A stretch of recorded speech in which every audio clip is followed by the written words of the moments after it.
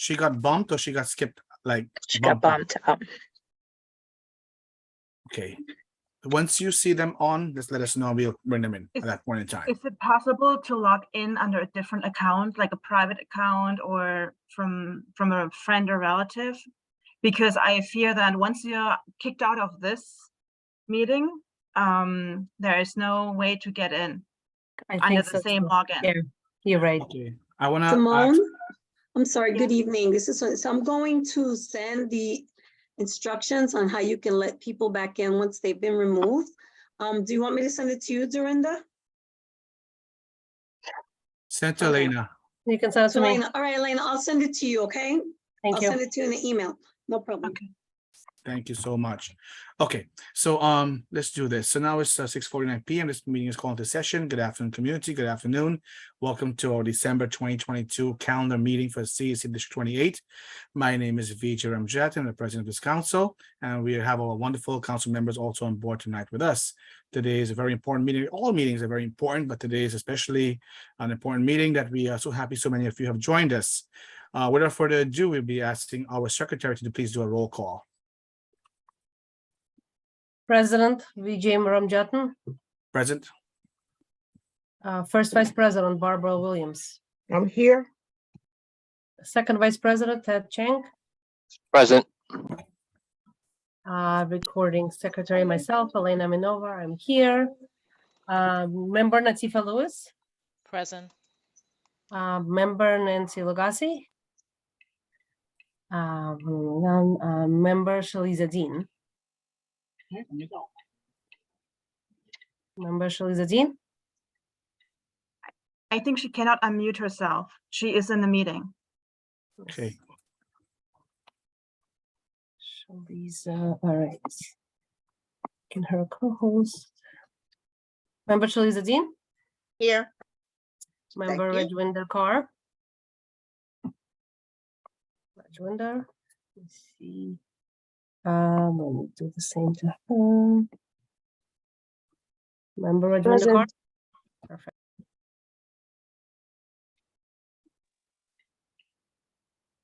Rajwinda is here. I saw her, but is she able to unmute? Present. There she is. All right, and Member Cassandra Alexander. So she's don't see excused. her. She sent me a Okay. message. She's excused. Sounds good, excused, and Member Simone Dornback. But she's I'm going to be here. joining late, she said. Sorry. She's here, she's here. Not Simona, Cassandra will be coming in later on, she said. Sounds good, all right, I think we're done. Lena, you. I don't think you called me. Oh, sorry, Treasurer Luzau. Yeah. There Well, you now we are. know you could unmute. Now we know, exactly. Thank you, Lou. Excellent. Great. So once again, thank you, Elena. At this point in time, we'll be asking member Simone Dornbach to make an announcement about the chat feature. Good evening, everybody. The chat is open. Please remain friendly and polite. And you can also announce when you would like to speak and putting your name there and speak. Thank you so much. Just to reiterate, so this is a very important meeting in our district today. We received word that Success Academy, a charter school, wants to co-locate at one of our schools in our district. And at our last calendar meeting in November, during our business meeting, the council agreed that we'll be holding a town hall to take comments from the public so that they can also provide feedback about this proposal. So that way we can propose and submit our resolution on behalf of the district from the council on what our families are thinking about this proposal or this, idea of Success Academy co-locating at one of our schools in our district. So today we have invited Office ODP to present about this topic. We also have members from Success Academy who's on board tonight with us here, who are here to listen to your feedback and answer any question that you, the public, may have towards them directly. We also have a lot of our principals here on board tonight with us. We have a lot of stakeholders who are here with us tonight. We have our UFT chapter leader here, Mr. Bruce Hall is also here with us tonight. So we're inviting you, as our member Simone said, If you want to speak, if you want to make a comment, write the word speak in the chat feature. One of our team members, Elena Amanova, she's collecting the names there, and the order in which those names comes in, that's the order in which we'll call you to speak, except for our groups in our community, like Community Board 12 and community and the various boards in our district who are stakeholders. We're going to be having them speak ahead of everyone else. Today, we want to encourage all of you, sign up to speak.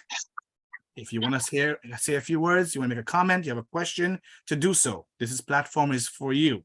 All the council members are here, and we are listening to your comments and your feedback, after which we will be discussing a resolution that we will be presenting to the community, and we'll be voting on later on after this meeting. Today also, you'll hear from the principals of the schools that may be affected by this co-location.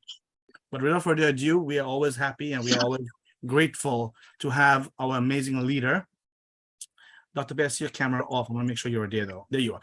We are always grateful and thankful and eager when we have this meeting every month, because we get to hear our fierce leader, our champion in our district, the person who stands very boldly to say children first, all children first in our district.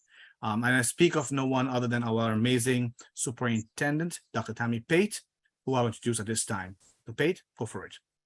Hi, good evening. Thank you so very much, President Ramjadin. Thank you for the CEC for providing this opportunity on tonight for us to be in the House. I want to just welcome everyone that is here to participate in this conversation.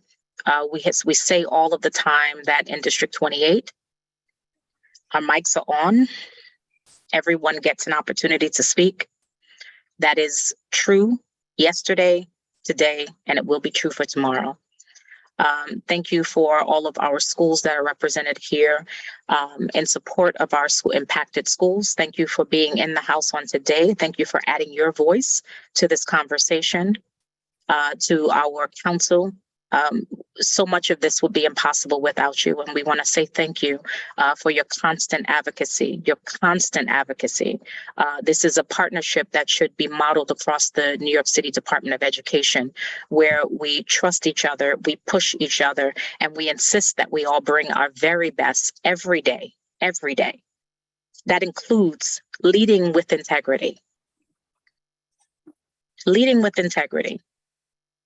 Those of you who know me, who have come to know me, know that I'm going to hold this conversation accountable until my computer heats up and dies on the floor, because that's what we believe.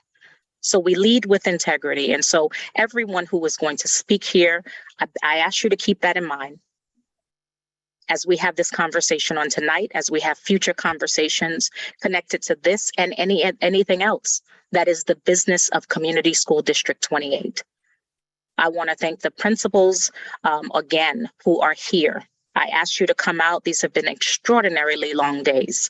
It really feels like we really do work 12, 15 hours a day, every day. And I want to say thank you for just taking an additional evening, one that you know, I'm sure you need to be here and be in support of our open mic structure here in District 28. Our president asked me to introduce our principals who will speak on tonight. I obviously will not present a state of the district on tonight because this conversation is going to go on. I'm clear for a while, and so we will come back to you at our next meeting with district data and conversations around instructional practices, giving you updates on what is happening in and across our amazing schools in District 28, how we are growing, expanding, and innovating, including some updates with regard to our magnet programs, some of the partnerships that are well underway following our community think tank, the support that has come from every single one of our elected officials, every one of them, in the form of support, in the form of written letters, in the form of money, and funding for initiatives. We're so very thankful for their support, and we will have a full report for you at the coming meeting in January. And so I'd like to now begin this conversation by introducing the three principals who are directly impacted by this conversation. And they will speak in this order. Principal Tammy Catan Brown, who is the principal of Redwood Middle School. Principal Jonathan Longshon, who is the principal of our District 75 school, that is P 993, and Principal Ativia Sandusky. I'm not seeing her as of yet, so I'm trying to give time for her to return into the meeting, and she is the principal of the Catherine Count Basie School. I should note that Redwood Middle School, Q332 and Q72, the Catherine Count Basie Middle School, have both renamed in alignment with their magnet successful magnet sorry, it's a tiring night with their magnet program approval, and so they will give you a state of them when they speak, and we're going to start with Principal Catan Brown. First of all, forgive me because I'm not well, as you can hear, but I just want to say good evening, everyone, and thank you for joining us. Our school now, I would just like to say, is the Magnet School of Leadership and Exploration. And we really have really great, I can't talk, I'm sorry. I'm going to do my best, but we have really big goals for our school. You know, I want to talk about the impact that I think that this is going to have bringing another school into our building. We are limited now with space. There are concerns with the lunch hours. My school begins lunch now at 10 a.m. So I'm just wondering, how is this going to work with another school? I'm concerned about the safety of the students, having elementary school students in a middle school. I'm concerned with the traffic, that, you know, how is this going to deal with the traffic of an elementary school now, along with the buses and the busy street that we have on Guyard Boulevard. It's just, our school is projected to grow at least 5% a year, and my concern is where for Tiffany and I, after receiving the magnet grant, where is the space going to come from for our schools? And more importantly, I think that a lot of, you know, the past survey is looking at the number of students and not taking into consideration the classes that are utilized for each school and for each program. I really, like, as I said, my throat is not well, and there's a lot that I have to say, but I will say that I am opposed to another school entering our school at this time.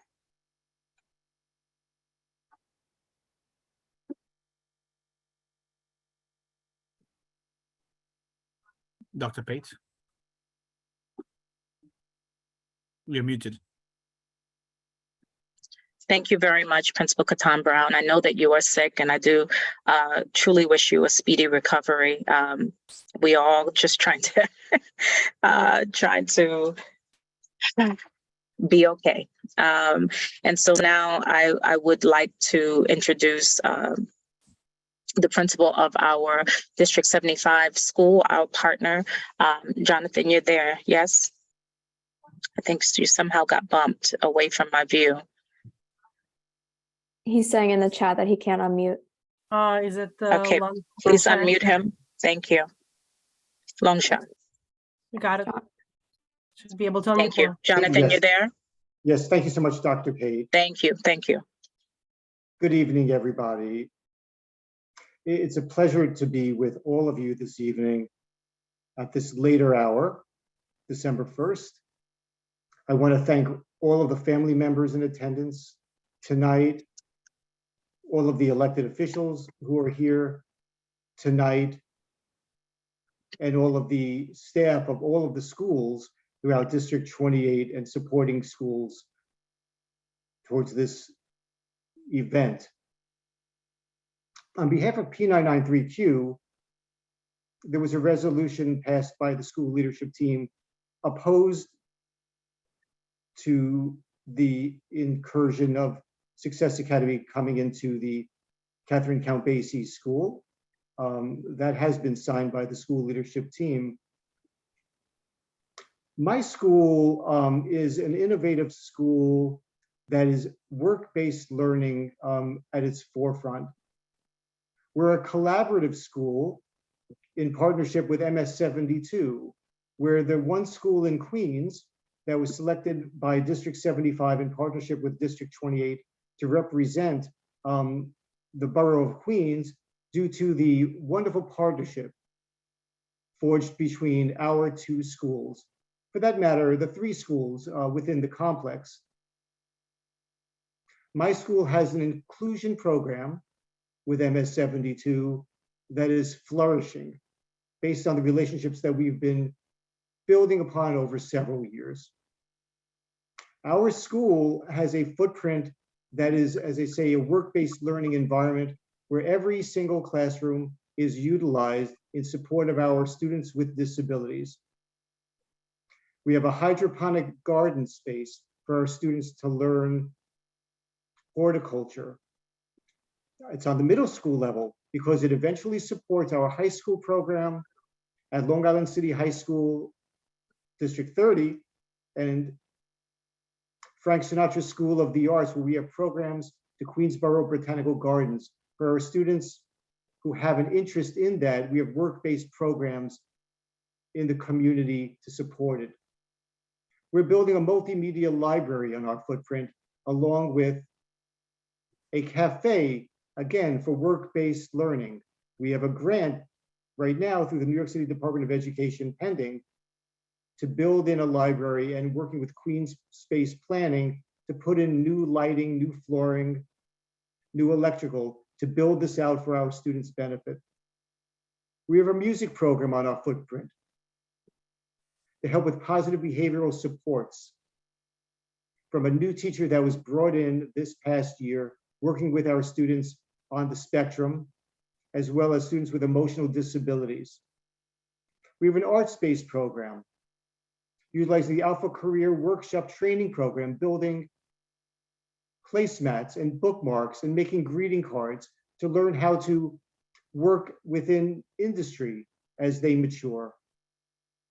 We're in partnership right now in building out a United Federation of Teachers Teacher Center in collaboration with the other two fine schools within the Catherine Count Basie complex. We are working right now with the New York City Department of Education SEED program to have SEED join into that scholastic building come spring of this new year and into next year and beyond. In other words, the footprint of 993Q is fully taken for the development of our students with disabilities in conjunction with the general education population in which we coexist beautifully. And I can't express it more than that. We have a wonderful working relationship with the two other schools in the building. We share the gym space within three schools. It's a difficult mix, but the three schools were able to make it work. We have busing of over 15 buses right now, bringing in our students every single day on Guy Brewer Boulevard. How that will work with the possibility of Success Academy coming in, perhaps busing in their students of elementary level with our middle school students with disabilities, I'm not sure with the safety aspect how that will work. So again, I'm very grateful to all of you on the call tonight. Thank you for allowing me to speak. I look forward to the rest of the conversation. Thank you.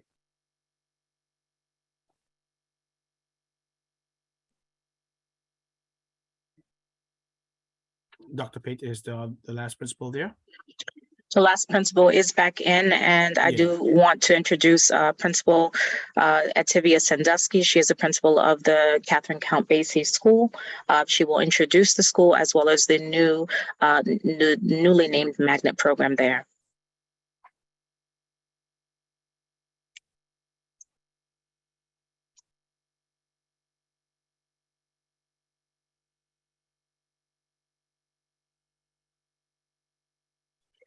So please unmute her.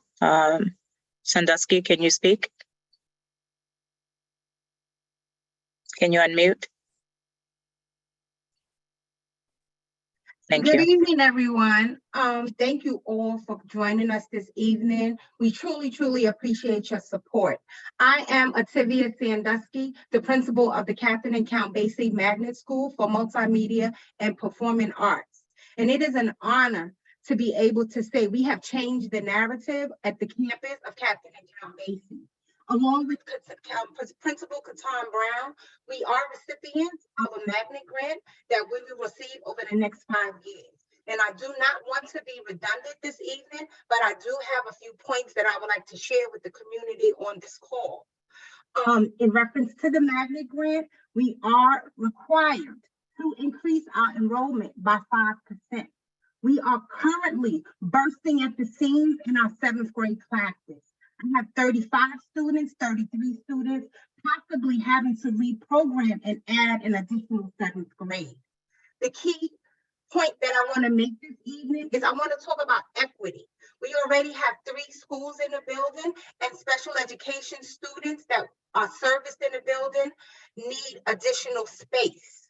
Bringing in an additional K-4, which would have 300 to 350 students, does not permit room. And when I talk about equity, I would like to speak about the students in South Jamaica who are in an unserved community, have the opportunity to experience and thrive in a robust arts program that we are building. And when I say robust, I'm talking about music. We've partnered with Alvin Ailey, building a theater. So there isn't a strong, robust performing arts on the southeast side of Queens. In addition to that, I would also like to speak about the possibility of reduced class sizes that Governor Hochul have put in place. So if reduced class sizes is approved, how can we possibly fit another 300 to 350 students where we now have to downsize the class sizes that we have currently in the building between myself, Ms. Katan Brown, and Mr. Lone Sean in District 75. He spoke about the collaboration that we received this year. So that program, the inclusion program, is growing. So I would truly like all participants to take into consideration. We don't want to continue to be in an overcrowded school. We want to ensure that all students, including the possibility of students at the academy, are in a comfortable environment, and allowing an additional 350 students in the building will not be possible. Thank you for giving me this opportunity this evening, and we truly appreciate your support. Thank you so much. Dr. Pitt, very good. Yes, thank you, principals, for courageously speaking on tonight. Thank you for the opportunity, President Ramjatan, for our principals to speak. And I will turn over this mic to you until I'm reactivated. Thank you very much. I want to welcome the cat in the room from Mr. Jonathan. Thank you so much. Cats are welcome. Okay, so folks, once again, I want to remind you, if you want to speak, make a comment. At this point in time, we're going to be having a presentation from the Office of District Planning, after which, directly after that, we'll be going into public comments.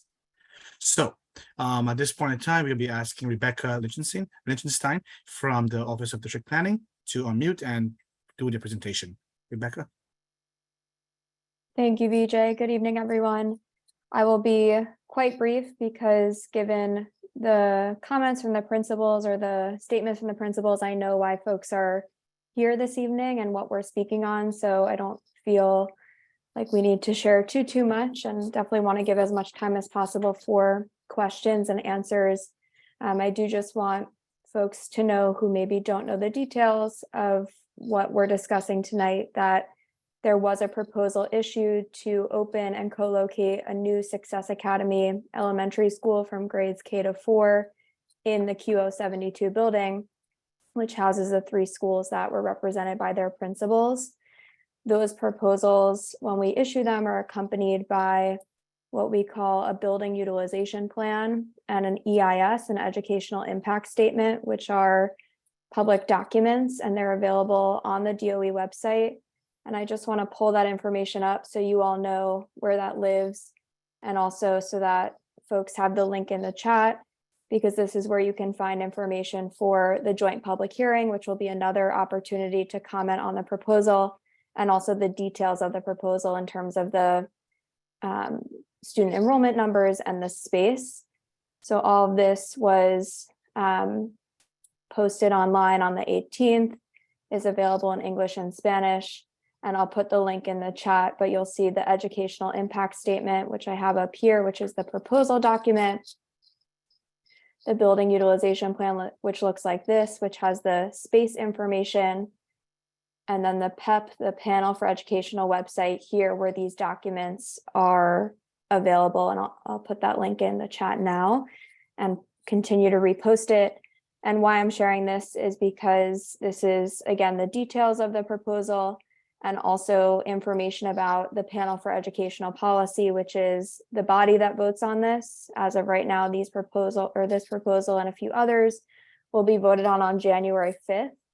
And the PEP is the body that does vote. So I wanted to make sure folks here and in the broader community have the information for comments where they can share beyond tonight and the other conversations we've had, their feedback, and then also find the details of the proposal. Why this proposal is, or why this was proposed, just again for a little more context, was because Success Academy, like other charter schools, is entitled to request space from the Department of Education. And my team at District Planning works to identify spaces where there is seat capacity in the building for a co-location, which is governed under a state charter law. So that is kind of how we've gotten to this point. I know the CEC mentioned at the top. I'll say again that there is representation here from Success Academy tonight if folks have specific questions about the why and how the request happened. And then beyond that, I think we're best suited to really answer questions. I don't, again, want to speak too much on things that folks already know. So I'll pause there and see if Max has anything to add from my team. And if not, I'll pass it back to the council so we can move to Q&A. Thanks very much, Reba. Hi, everyone. Max Applebaum from the Office of District Planning. Just want to add a couple more points to what Reba laid out here. So as Reba mentioned, all charter schools in New York City are able to request space from the New York City Department of Education. We are then required to either provide space in a New York City DOE building or pay for what's known as rental assistance. That is, pay for the cost of private space for that charter school. So that is a part of the state education law, Article 56, and that is why the NYC DOE entertains the request for co-location of a charter school. This building, building code 72 Q072, it's currently on a publicly available list of underutilized schools because the utilization rate is around 45%, and there are over 300 seats in excess in the building. Now, we understand that the underutilized list, these utilization rates, which come from what's known as the Blue Book, are a one-size-fits-all measure for the city. And the space situation in any school is much more nuanced than that. If you read the building utilization plan that Reba has shared, it will show the specific instructional footprints that each school is entitled to per their enrollment. This will show that Redwood Middle School and MS 72 are projected to grow in line with their magnet grants. However, it also does show that if Success Academy is co-located in this building, the excess space per the footprint becomes very minimal. We really only have a couple of rooms left beyond what each school is entitled to. So I do want to recognize that co-location can present challenges for principals, even though per the numbers, it is something that works. So I just wanted to add that information as part of the background for why this proposal was posted, how we are here. As Reba mentioned, ultimately it will be up to the Panel for Educational Policy, the PEP, to decide whether or not this is approved. They will vote on that at their January 5th meeting. And they will be taking into account all of the feedback that is received here, that is received at the joint public hearing that Dr. Pate posted on December 19th, and any other communication from the community and from elected officials. So please understand that your voices do matter in this process. The PEP is listening. They have attended meetings. I'm not sure if any members are on tonight, but they have attended community meetings here and in District 29 throughout the course of this process. And so please do ask any questions you have, bring any concerns to the table. We will answer those directed to us to the best of our ability, as I believe will representatives from Success Academy. Thank you. Thank you both. At this point in time, reports that you would like to give, you can do that this time. After which we'll be moving on to follow people who will be speaking directly after the council members. So please, Dorinda and Elena, if you can make them co-hosts so they can unmute when we call you, please. Please don't unmute us yet. So we'll be having Community Board 12 members. Then we'll be having CPAC representation will be speaking. Then we'll be having Adriana Alicier, CEC28 members, and then UFT members. So at this point in time, we're gonna be going on the list. Barbara Williams, are you there? Are you back, Barbara? Yes, you are.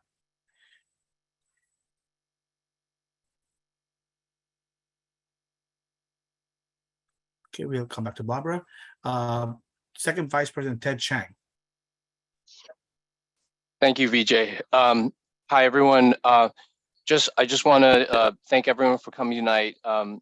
We did attend the SLT meeting that was held for the M72 campus a couple weeks ago, and I just want to sort of emphasize, I don't know, if the same number of people are going to speak tonight, but at that meeting, there was just an overwhelming cacophony of voices from within the school building in particular, just really emphasizing the desire to not have this co-location happen.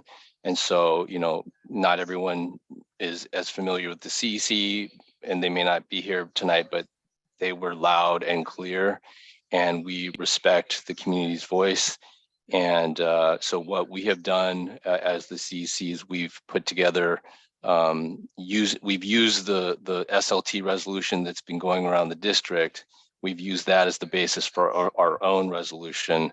And in particular, in that SLT meeting, we heard that the DOE is between a rock and the hard place. There are some state mandates that force them to do certain things. And so I really want to put the responsibility on our legislators that represent us in the Assembly and the State Senate, because all of these charter requirements are specifically and directly the result of state legislation. And until our Assembly members and our state senators do something about that, we're going to be having we're going to continue to have we're going to continue to have Success Academy co-location meetings. And I've seen how these went at the PEP before. You can have a lot of people come out and speak, and the DOE still plows forward sometimes. So we really need to encourage our Assembly and State Senate members to change state law. Thank you. Thank you, Ted. Next, we're going to be having Nova. No comment at this time. Thank you. Next, we have Treasurer Luzao. Hi, for this issue, I personally don't have very strong opinion, especially this is about this specific project. And I don't really know the detail very well for a lot of, specific issues. So I understand a lot of concern because space, quality, everything. But on general, I just want to, express this statement that I think it's very important because we are always talking about equity issues. We talk about there are people who have more privilege, there are people who have less privilege, right? So what comes with privilege is a choice. So if people have more privilege, they have a choice. If they don't like what, the public school option they have, they can move to suburban, they can choose a private school, they can, have a lot of other things, right? So people who, basically bonded with the public school system are people who have less privilege. They're, rely highly on the public service like the public, transportation, public housing, public healthcare, which are better supplied by the city. And there's, new immigrants, they're relying on their ethnic community because of language or culture, barriers. So those people are bounded by, the public options, and charter school is a rare choice they can have. So this is on principle. I think, charter school is not, a solution or savior for the public, education, but it's a valid option. And I hope people are looking at with rationality, of course, if this building doesn't work, it's really bad, there's a lot of, I heard, the principal talking about it. I think they're probably true. Now, we should work out some solution, whatever. But in general, there are a lot of people need this option. I think we should have that in mind too. Thank you. Bye. Thank you, Lou. Next, we're going to be having members Rajendra Kaur. I don't have any specific comment as of now, but would love to hear the others' opinion on it. Thank you. Next, we have member Shaliza Dean. I am actually leaving my comments to my colleagues that know this way much better than I am. So I will heal my time. Thank you. Next, we have member Nancy Latifa Lewis. All right, good evening, everyone. So I do have comments on this, and I want them please noted and recorded for the minutes. I vehemently oppose the co-location of a new Success Academy on the MS-72 campus. I am abhorred by the push to silence stakeholder and community voice through both the disproportionate voice that ODP and Success Academy and pro-location stakeholders are given in this process. There was community and CEC consensus to hold public engagements prior to the Thanksgiving break and prior to the formal submission of the proposal to the PEP. These were denied by ODP due to lack of availability for this issue. Immediately after the proposal was formalized, this was a disenfranchisement because I believe the issue was important enough that time needed to be made. I am disappointed that the CEC28 rep for this school had no input on the issue and did not reach out to the community he is representing to present on this issue based on their feedback, but gave a generic answer based on his personal views. As elected members, we have a responsibility to our stakeholders to present what they are expressing and not just our own personal views. Despite this disenfranchisement, multiple schools, community stakeholders, and interested parties have come forward with resolutions, separate public meetings, all with the common theme that the co-location is not wanted. As presented by the principals today, and as agreed by ODP representative Max we also saw that based on this new proposal, if approved, both of these schools that have magnet grants and are mandated to expand at least 5% per year, the school will be at capacity based on this. There would only be about 2 additional spaces. So by approving this proposal that does not need to necessarily be approved, we will be making those schools that receive their magnet grants basically be in violation of the requirements of those grants. I am therefore requesting that the PEP vote for this be tabled to at least the February meeting. So one, the objections can be fully noted so that the proposals, not the proposals, I'm sorry, but the resolutions that have been presented by multiple groups, including our same CEC that will be presenting on one later, can be fully read and be responded to based on the legal requirements of the Department of Education. And I am also requesting that more information. I had sent out an email requesting feedback from Office of District Planning regarding some of the details of the Success Academy part. I did not reach out to Success Academy. I reached out to the body that brought it to us. I was not provided with anything, and I believe that without the answers to the questions that the community is asking, without addressing the concerns that the community has raised from multiple parties, starting from our very top, that this should not be put to a vote on the week that people come back from a vacation break.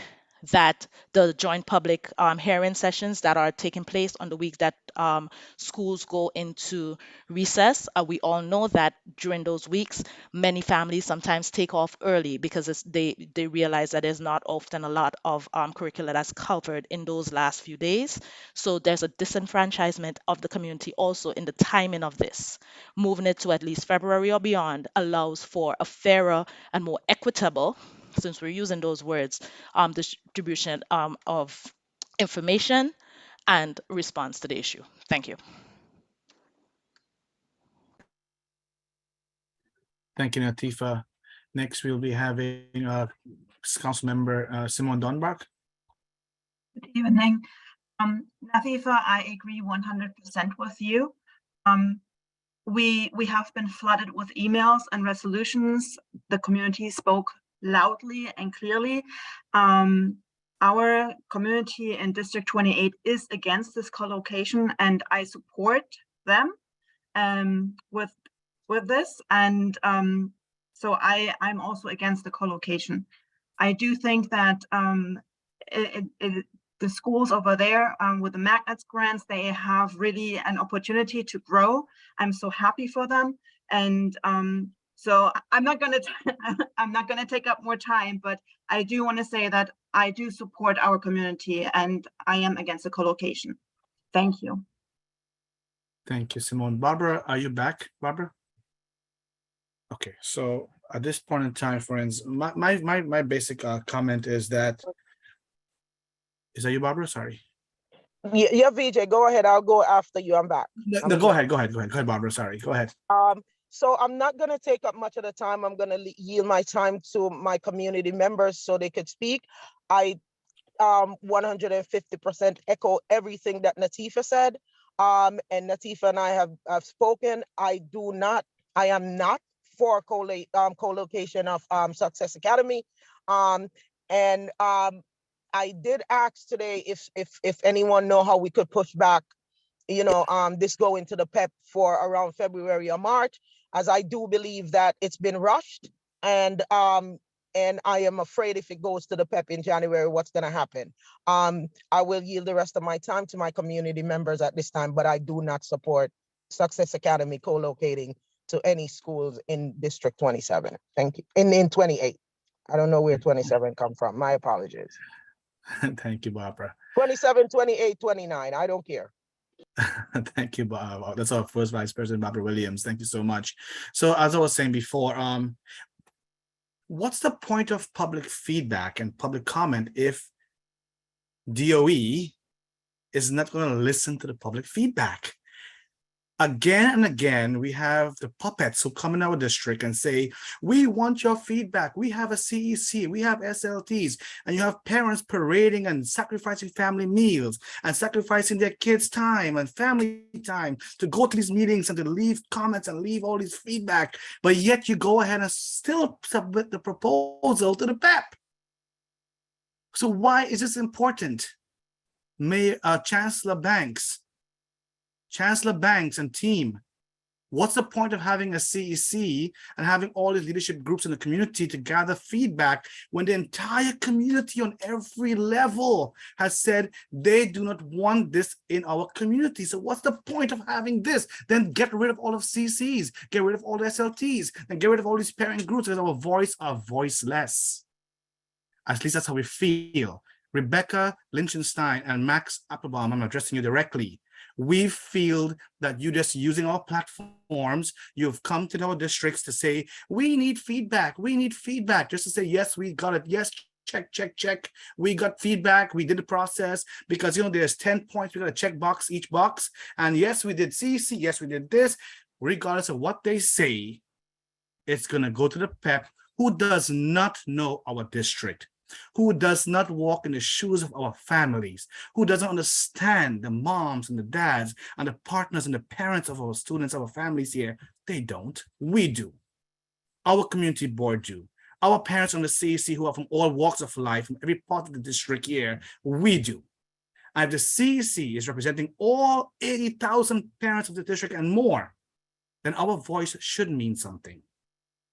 And watch, I'm going to say what's going to happen, right? Because we all know, most of you all in the DOE know what's going to happen too. It's going to have a vote on the PEP. And guess what? The PEP voted to have the school co-locate. And then we're going to say what again? Yeah, so we had this big CC meeting till 11 o'clock at night. And then what, folks? What, folks? Max and Rebecca, then what? Then what? Then why? So we feel disenfranchised. We feel robbed. We feel it's unfair. It was rushed down our throats. It was pushed down our throats. And guess what? We don't have a choice. We can't breathe. You all are choking us in our district. Until the schools and the principals who just got the grant, who just got the grants for their schools, give them a chance to prove that they can do it, man. Let them have a chance to show that their work is going to be worth it. It's not fair. It's unfair. So with that being said, that is my few words that I have on this topic. We will move on to speak now about VJ, I apologize. I'm in and out. I would also like to demand in-person vote for the PEP on this situation and this matter, please. Okay, thank you, Barbara. Thank you. So we're gonna move on, right? So because this is really about public feedback and parents, I want to, before I continue, despite of what I said, I want you to still say what you're going to say tonight. This platform is exactly for you, but I'm just saying we are all feeling what you're feeling.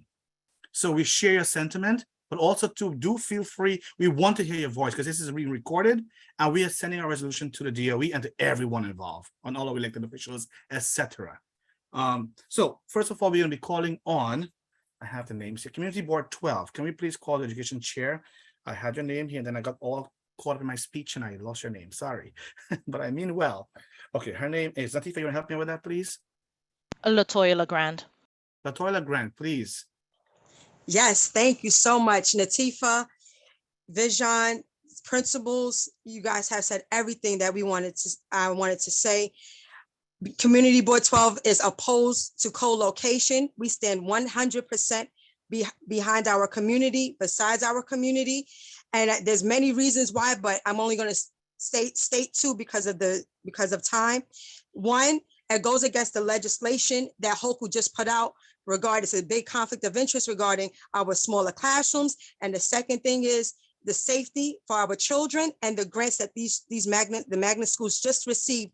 It was it will be a disenfranchisement for them, for this school to be in there, and then they cannot carry that out. Secondly, the space will not be able to be allocated for them. And also with the co-locations, it's just not classrooms, but we're talking about bathroom space. We're talking about lunchrooms. We're talking about hallway space. And especially someone mentioned the traffic that's on Gaillard Brewer. That's a big thing. I'm going to stop it there so that other people can speak. But Community Board 12, we are against co-location of Success Academy and MS 72. Thank you so much. Thank you so much. Thank you so much for coming. Next, we'll be having Ms. Shirley Aube from CPAC. Shirley?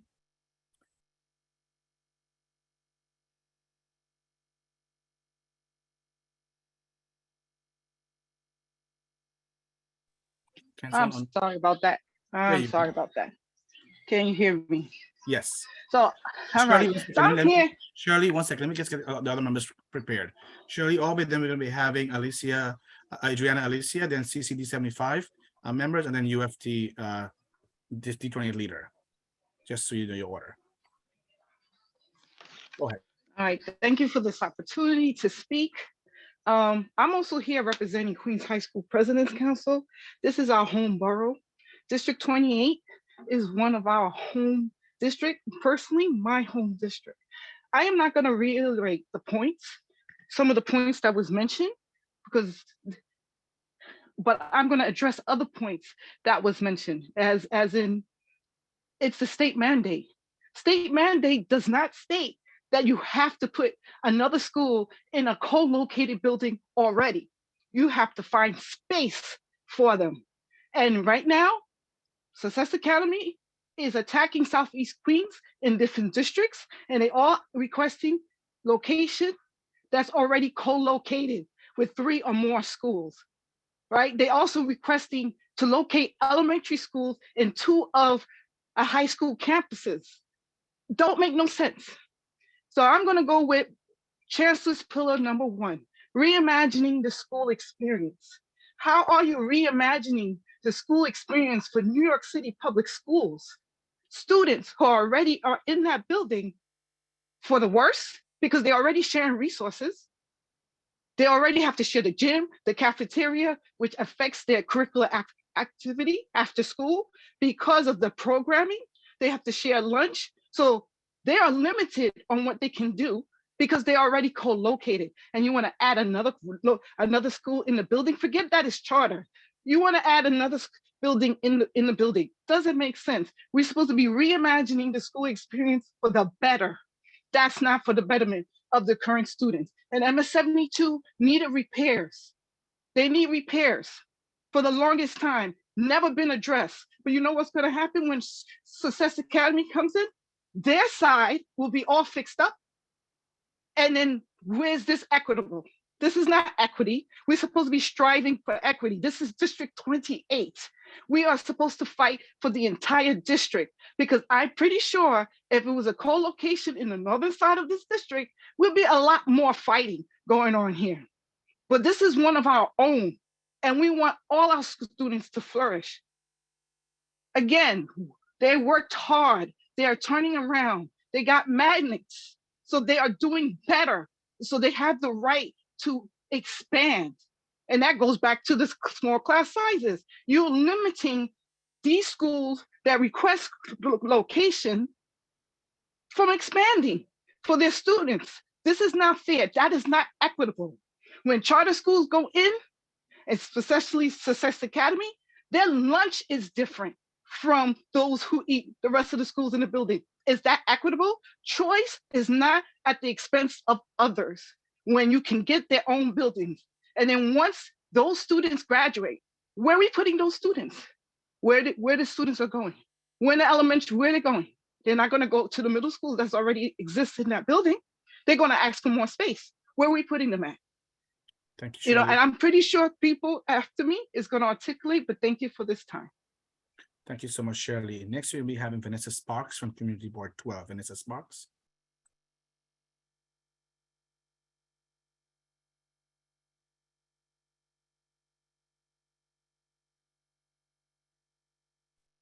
Yes, good evening. I was trying to unmute myself. First, I want to thank the CEC.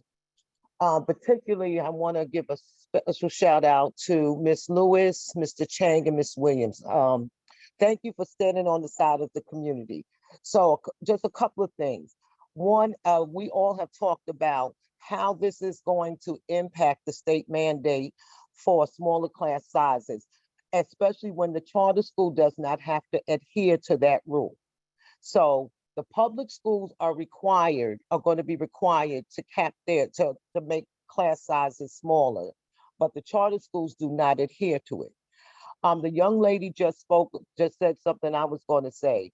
If this co-location is approved, you can rest assured Success Academy is going to be back here 4 years from now to steal additional space from that MS-72 building for their middle school. But one of the things I want to say is, and this is for Success Academy, Success Academy has not shown with any data the need for a K-4 school. They have not shown data as coming from the census records. They have not shown data coming from birth records that would necessitate a K-4 school in this location. There are 2 elementary schools and a charter school all within 1 block of the MS-72 campus. And it's not fair that a Success Academy does not have to provide, they're less than transparent. They don't have to provide any data that establishes why they want to put a Success Academy in this building. So just so you know, I was on the PEP meeting last night where they voted to co-locate a Success Academy inside of a middle school in District 27. The vote went 8-7. And all of the borough president appointees voted no, and 2 other members. The mayor's appointees voted yes. So I want people to remember that when it comes to election time. The mayor's appointees voted yes. So again, until Success Academy can show with data the need for a K-4 school by using census records and birth records that can establish that it is necessary for another public school. Success Academy has become predatory. They only go into communities of color. I have someone, Mr. Fitzroy Saralis, who is also a member of the Education Committee, is going to speak, and he is going to show how Success Academy purposely go into communities of color, into existing public schools. They don't even try to look for their own building. They refuse their own buildings. So Community Board 12, oh, and by the way, I am a taxpayer, property owner, and voter in said community. I do not want Success Academy co-located here. I do not want to see Success Academy co-located in the Springfield Garden campus. I think we all should do, yes, let's all go to Albany and demand that they change the state law. Thank you. Thank you so much. Next, we're going to be having Fitzroy Searles, Community Board 12. Fitzroy. Good evening, everyone. Thank you for the opportunity to speak. I'm just going to reiterate what my colleagues at Community Board 12, Latoya LeGrand and Vanessa Sparks, has said, that Community Board 12 is opposed to the co-location of the CEC28 campus, as well as all the other campuses within our district. One question that I had from Success Academy is, has there ever been an opportunity where Success Academy has sought to acquire its own building rather than pursue co-location? So we can ask one of the members from Success Academy if they can introduce themselves, and then they can answer that question.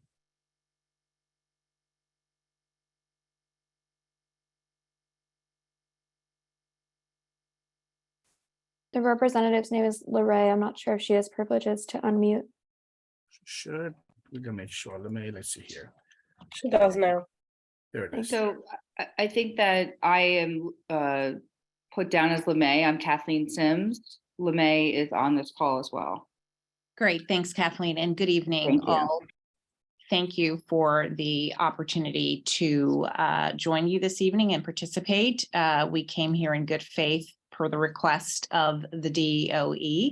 I'm Chief Schooling Officer for Success Academy's charter schools, and yes, we do have an instance of our own building, which is Success Academy Hudson Yards, which is located in Midtown. While I have an opportunity to speak, I did want to also address the question. Excuse me. I don't mean to cut you off. Success Academy is here to answer questions, not to make statements. Thank you. Okay, thank you for that, Ms. Williams. Okay, so my next question for Success Academy is why this community and why this particular location? Please explain your reasoning for selecting selecting the district, District 28, as well as that particular location.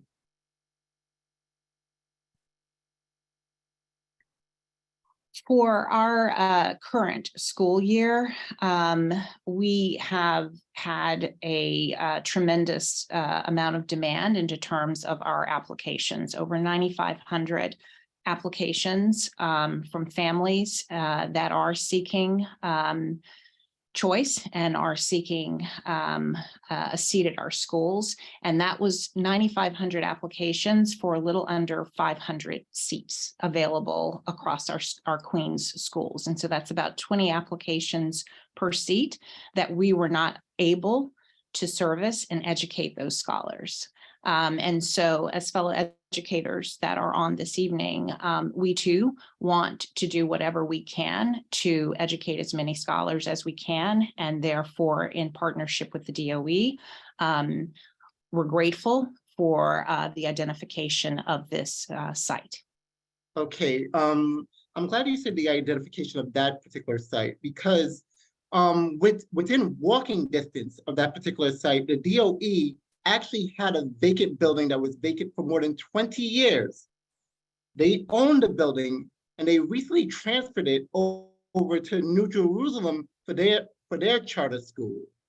If there are several vacant properties within Community District 12 that Success Academy can utilize and does not need to co-locate into a particular school. One of the things that Community Board 12 is adamantly opposed to is the fact that the three schools within currently located in the building will not be given the opportunity to grow in alignment with their magnet grants. One thing that I've noticed that Success Academy has done consistently in its throughout its history, whether it's in Harlem, Brooklyn, or the Bronx, is they've gone into schools in low-income communities, starting off with a percentage of the school and gradually usurping the resources of the school and pushing this current student population out.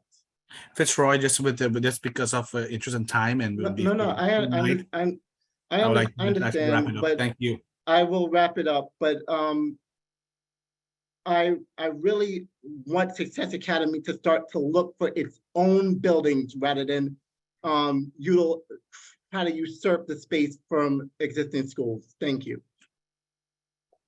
Thank you very much. Next, we'll have Amy. So just so those who sign up to speak, just so you're aware what we are doing, these are elected members of our community who are stakeholders. So that's why they're speaking first on the topic. They were invited to speak and to give comments on this topic. And after which we'll be calling all of you who had signed up to speak. We'll be calling a list. At that point, you'll be having, each of you will have 1 minute. 1 minute to do to make a statement, make a comment, just to be fair to everyone, to make sure we give everyone a chance to speak. So with this time, Amy Sai. CC. Yes, thank you so There you much, are. CEC28 President Ramashanta. Apologize if I said your That's name perfect. wrong, but thank you. Yes, my name is Amy Sai. I am the co-president of Citywide Council for District 75.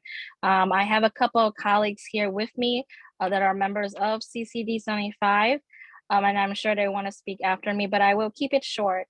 I was in attendance for the M72Q SLT that was mentioned this evening. I did listen to all of the different feedbacks and questions that were given. There was a large amount of people that attended, and we are here to support Q 993 Principal LaShawn in District 75 programs. Like he said, they are concerned of their student body, their staff, and their families. And this is a community of the special populations, and they have created a resolution in support, in opposition of this proposal for charter program to be in their campus, that they are in partner with 2 other schools. So we want to stand in solidarity with our partner school 993Q of 75, as well as the district community school district 28. I have heard all the voices of opposition, safety around the school, in the school. If this proposal is passed, I do not feel it is comfortable. And as with my colleagues, we put priority safety, equity, and diversity in as our educational public school system. So I will yield my time to any of my colleagues who would like to speak. I have my co-president, Celia Green, and a couple other members. Thank you, CEC28 president. So Amy, we just to be fair to the community, we can't have all members of the team speak. Sorry, we Sure. just have one. I have Greg Spencer. Is he the person who would you like next to speak? One more person from your team. Sure. Council member Craig Spencer, he is the chair of the utilization capacity. Okay, let's do it. Thank you so much. Blessings, everybody. I hope you had a great Thanksgiving. Thank you, Co-President Sai, for giving me, and CC, I'm sorry, brother, I'm going to mess up your name. I will be brief. My co-president had said it along the way in reference to how we support 993.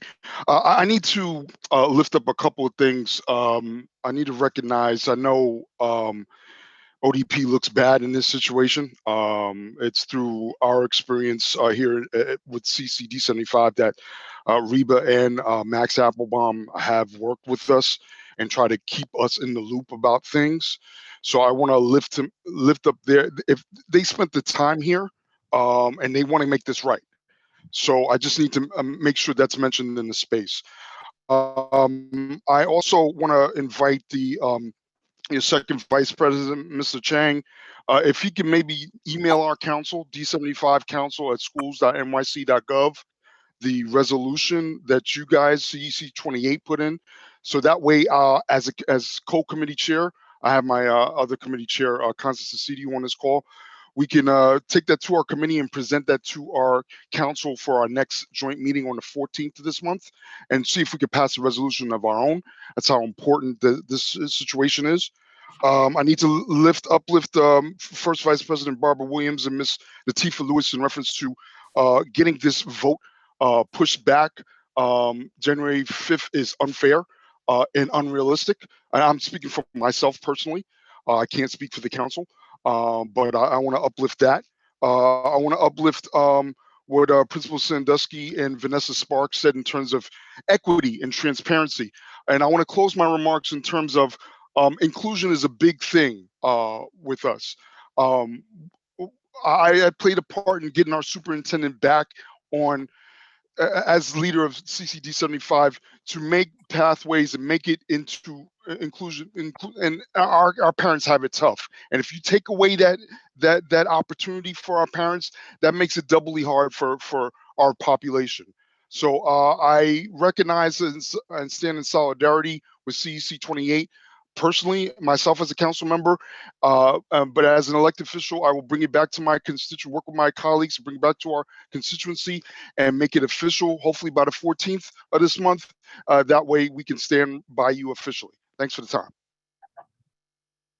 Thank you so much. And again, for those of you who are with the various groups, please put your name on the chat to speak, and you can definitely have your 1 minute later on. We're not suppressing the voices here. We want to hear all the voices, but we're just putting those community leaders in the front to speak now before we start taking all the other community voices. We want to hear your voices, please. The last person we're going to have in this segment here is Bruce Zahal, and he will introduce himself from the UFT, and he's a D28 representative. Bruce, go ahead. Hello, everyone. I'm a 30-year educator in District 28. I'm also the UFT District 28 District Representative. I like to make things simple and clear, so let's make things simple and clear. Well, I've heard, some of us here tonight, say things about the DOE that maybe it isn't the DOE's fault. The DOE is putting this proposal forward. So let's just put it flat out there. It's the DOE that's moving this forward on this fast track time frame, which community members here are objecting to for various reasons. That's completely unfair. The DOE has presented, and I've been on the District 29 meetings, been on the District 28 meetings, was on the District 27 PEP last night. We hear the same thing over and over again. They say, well, we understand that our utilization projection, or whatever they're calling it, of 45, 46%. We understand that there are other nuances. That doesn't take anything into account. When is the DOE going to take other things into account? When is the DOE actually going to go to the building and see what's going on there? I've seen what's going on there. And like I said at the SLT joint meeting, it's an impossibility to place a fourth school in that building. Do you realize that you have a District 75 school that's one of the schools in that building? District 75 has many special requirements that require extra space. They have some students that when they use the gymnasium can't be with other students because they can't take all the noise. That building is fully utilized. So if a fourth school comes in, what happens to our students that are currently there? What happens to them? What happens to the wonderful programs that you've heard exist there already? They're going to be taken away? What happens to the programs that are supposed to be put in place? That the schools have funding for hydroponic labs, that the schools have funding for a multimedia center. Are you going to take away those things that are already underway, that have already started, that there's funding in place for? Is the DOE going to take those programs away from our students?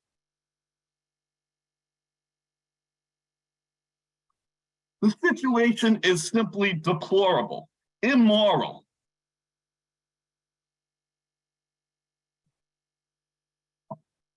And I'm going to end off with this. Let's be clear, everyone here. The DOE is harming our students. Do not be afraid to say that. Just put it out flatly. This is recorded. This community believes that the DOE is harming our students. And I conclude with that. Thank you, Bruce. Alicia, Adriana, Alicia, are you there? Are you there now? There you are. Go ahead. First, I'd like to thank all of the community members for everything that they have said this evening so far. I have a question. I realize that it may not be answered given the time restrictions, but I have a question that is kind of a few questions. To intro myself, I am the co-president of an elementary school in District 28, the Lindgros Discovery School. And I am also the president of District 28's President's Council. Having said that, my question to Success Academy, to LeMay and to Kathleen, who are here with us tonight, is what does Success Academy plan to do if you are given the A-OK to co-locate? What is your plan to mitigate these safety concerns, the numerous safety concerns with respect to the differences in the student body ages, traffic, COVID. What's your plan to mitigate all of that? And what is your policy regarding special education students that are your students, that are Success Academy students? Because part of the school that's used now is used by special education students, right? So if they need extra space, do your special education students also need extra space? How is that going to work? And lastly, what is it that you plan to offer this community that you are forcing yourself into when you've been asked not to? Thank you. Thank you for your questions. In terms of the first questions about the concerns of safety, traffic, etc., we have a history of working very closely upon approval, hopefully, with the DOE, with NYPD, and the co-located schools to come up with a doable plan for that. Secondly, in regards to special needs, yes, we do in all of our schools have a percentage of our scholars that have special needs. And we have a history of also being co-located with other special needs schools in Harlem and in Brooklyn. In terms of additional space that we would need specifically for our special needs schools, we will not need additional space specifically for our special needs schools, given how the offerings that we provide. Your last question in terms of what we would contribute, similar to the proven track record that we have of excellence in education and equity. We also have a proven track record of working very collegially and productively with our co-located partners to help really enhance the schooling environment overall. Thank you. Okay, so at this point in time, we'll be moving to the public comments, and we'll be having 1 minute each. So let's see here. So I'll be doing a time check here, and we're going to start with our list here of those of you who signed up to speak. Again, we're going to give each person 1 minute, and I just put the latest list of outstanding ones in the chat. I was looking for it. Thank you so much. There it is. Perfect. Okay. Thank you so much. All right. So LeMay, I had asked you before, but again, just to introduce your team members who are here, yourself and Kathleen, I think you mentioned before. Is that correct? Correct. I'm happy to introduce. So LeMay DeYoung, Chief Schooling Officer at Success Academy's charter schools. I'm joined by Kathleen Sims, who's head of our external affairs, and also Kurt Wilhelm, who leads our facilities. Thank you. And so to all community members who are here, we have Reba, and we also have Max here from ODP, plus we have these 3 members from Success Academy. If you have a question that's directly linked to one of them, you want to ask them directly. Sorry, my camera's off, I didn't realize that. You can definitely ask your question directly to them. However, I want to say this. We don't want to have no showcase, right? Let's just answer the question and we move along. That's all I'm asking for everyone who's presenting. We want to give every member of the community a fair chance to ask a question. Ask a question, move on. We have the next person who want to ask, and we continue. If you don't have a question, you have a comment to make, you still have 1 minute also. So the first person we have is Irene Rivsky. So if you can definitely, if you know the list is there, we can make them the next person or meet them, etc. Irene, and the 1 minute starts now. Go ahead. Hi, so I'm Christina, and I'm in 7th grade, and I'm still waiting for grammar to be taught in schools. And I'm here to bring up a concern of why it hasn't been taught for decades now, because this is a huge problem. It's on so many different tests. It's on the SHSAT, it's on the SATs, but schools are not doing their job at teaching it. I'm still waiting, and no one has been teaching. The only grammar I know, it's all from my mom. And so if she doesn't teach me, I would have no idea. And so what if a parent can't teach their kid? What if they're an immigrant or they don't know grammar well enough to teach their child? The schools are just not fulfilling their duty, which is to teach all subjects, including grammar. And so I'm asking that our CEC and that our Superintendent Dr. Pate helps us in making this part of the official curriculum. Thank you.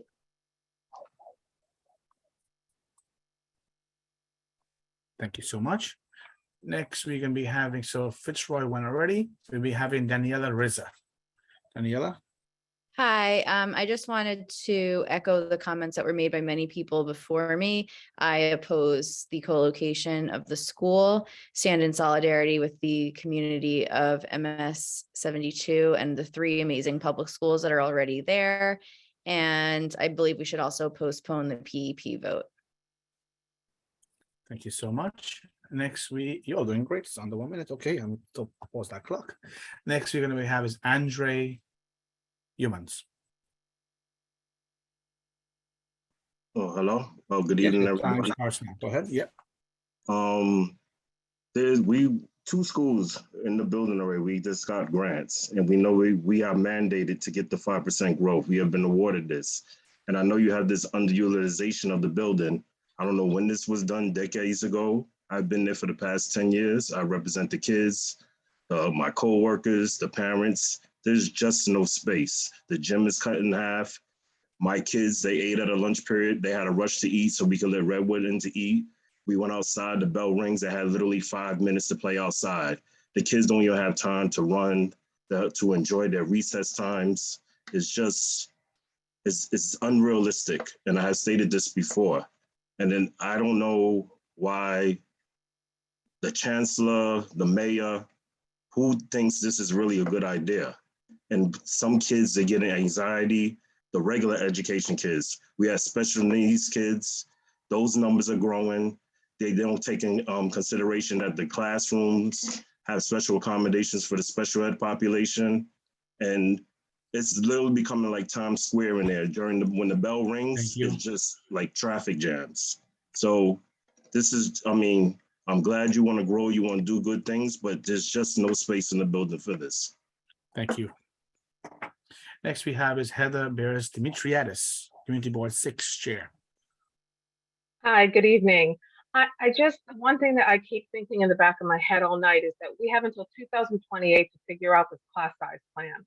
And I feel like we are eating up time by entertaining offers to use space that is open that will be critical to the success of the class size plan once we change these class size numbers. And I feel like 6 years can seem very quick. As a parent who now has 16-year-olds, it goes like that. And I feel, and understanding that capital is a big part of this planning, capital, it takes forever.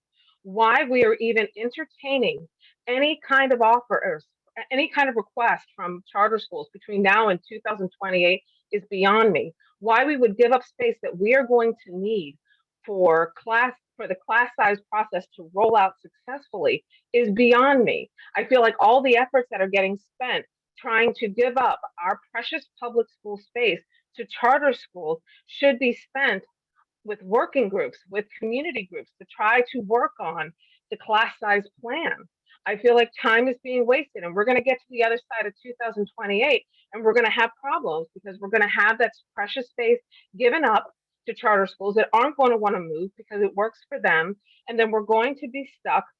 And in 2028, we won't meet our mandate. Our mandate is to our kids. Our mandate is to make sure that the kids coming down the road, which won't be mine, will be somebody else's, has that space. So I really feel like time is being wasted. And I want to highlight a comment in the chat that there was on the 19th, that session is scheduled on the first night of Hanukkah, which for a lot of families is very significant. And I have to stand with other families and say that trying to push this stuff through on and around the holidays is truly disingenuous. So our hope, because Community Board 6 works really hard to make our meetings as accessible as possible and make the process work. And if this were up to us, we would move it in a heartbeat. And Community Board 12, you're doing fantastic work. Great to see you tonight. Great to witness what you're doing. Thank you again, BJ, for tonight. Thank you, Heather. Next we have is this the same Barbara Williams? Barbara Williams, is that you, our council member? Yes, she did ask to speak, so I added her to the list. Okay. Barbara, did you want to speak again?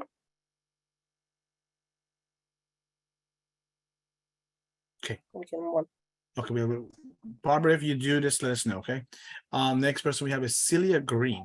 Celia?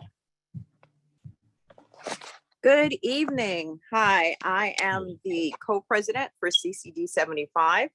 I'm also a former member of the Citywide Council for High Schools for 4 years. I have a quick rhetorical question because I know the answer already. When did Queens get space? I have been at this work for a long time. This is my 10th year on a council. And Queens is notoriously over enrolled. So I don't know when Queens got space.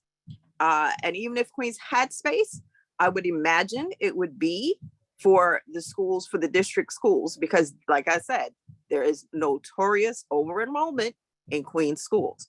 There are numbers that support that.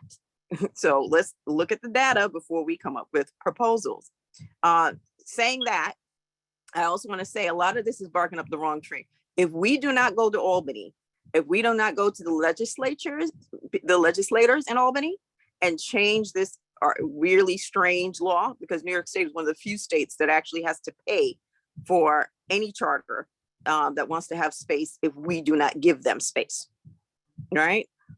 If we don't go and change that, it will always be this cycle, always be this cycle. And it's been this cycle for years. And so before I was even on a council, I was at these co-location hearings. I was at these co-location hearings for Success and for every other charter, but Success in particular. So I'm saying, if we don't change it, it will not change. The difference is when we try to organize as parents, as public school parents, and we go up to Albany, it might be 4 busloads of people. When Success organizes, there's 11,000 that go on any given day. So we really have to take it seriously because it will not change unless we change. Thank you. Thank you. Does Reba or Max wants to answer the question? Was it a question, Celia, or you just made a statement? It's rhetorical. Trust me. Okay. They know my number by heart. It's rhetorical. Queens does not have space. Queens does not have space. In the 10 years I've been on the council, Queens has never had space. Thank you. Thank you, Celia. Next, we have Francis Schickslinger. That was a hard one to say. You got it right. It's Schlesinger. Thank you so much. Thank you. Good evening, everyone. I'm a 993 parent. I'm a co-president of their PA, and I'm also on their SLT. Thank you so much for letting me speak for just a moment. As most people, if not everyone on this call, I'm of course opposed to another school coming into our space. There's a lot of reasons why, but I'm just thinking of 2 main things I wanted to focus on. I have information in front of me that the school's provided. There's currently 93 bus assignments for the site across 14 buses. So think about dismissal, basically, with all of those individuals being special needs students and needing to be exiting the school safely and getting on their buses safely. It is very crowded. It is very difficult, and the staff is very challenged doing that as it is right now without another school coming on board. So of course, busing to me is just kind of an obvious thing that's just really needs to be addressed. It's just a fact. There's no physical space, and it's a concern about dismissing the students appropriately. And also just the idea that Mr. Jonathan Lunshine was mentioning earlier, it's not a static program. 993 is growing. And if we want our students to continue to grow and do least restricted environment and make progress, they really need to be comfortable at their school site. They can't be crowded. They can't be concerned. There's a lot of these students that are special needs have a lot of anxiety. Adding another school would just increase that tenfold. So I would just ask, on the school's behalf to really consider those 2 main factors, the schools, the students' safety, just from a practical point of view with regards to busing, for example, as well as their overall well-being. Let their programs grow. They have such wonderful things coming, in arts and their gardens and music. It's not a static program. They really need this room to grow. So thank you so much for listening. Thank you. Next, we're going to be having is Principal Robin Hasbury Signal.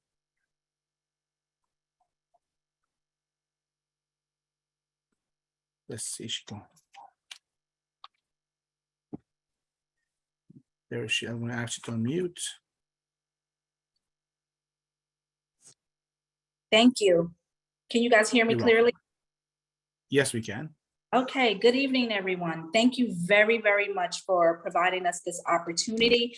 I am Principal Robin Hasbury Signal, and I am principal of Ellington Magnet at PS 140. I want to point out tonight, and I want to thank our members of the community that have a voice and an immediate stake in what's happening to our sister school. I want to highlight that I've heard quite a few people mention it, but I would like to say it again. The students that they are trying to admit into the middle school will be elementary school students. I highlight that and bring that out because we are currently a co-located school. We have a D75 program, and we have some of those teachers on that call as well as we are a 3K to 5 program at Ellington Magnet at PS 140. We are also in our 6th year for our Magnet grant.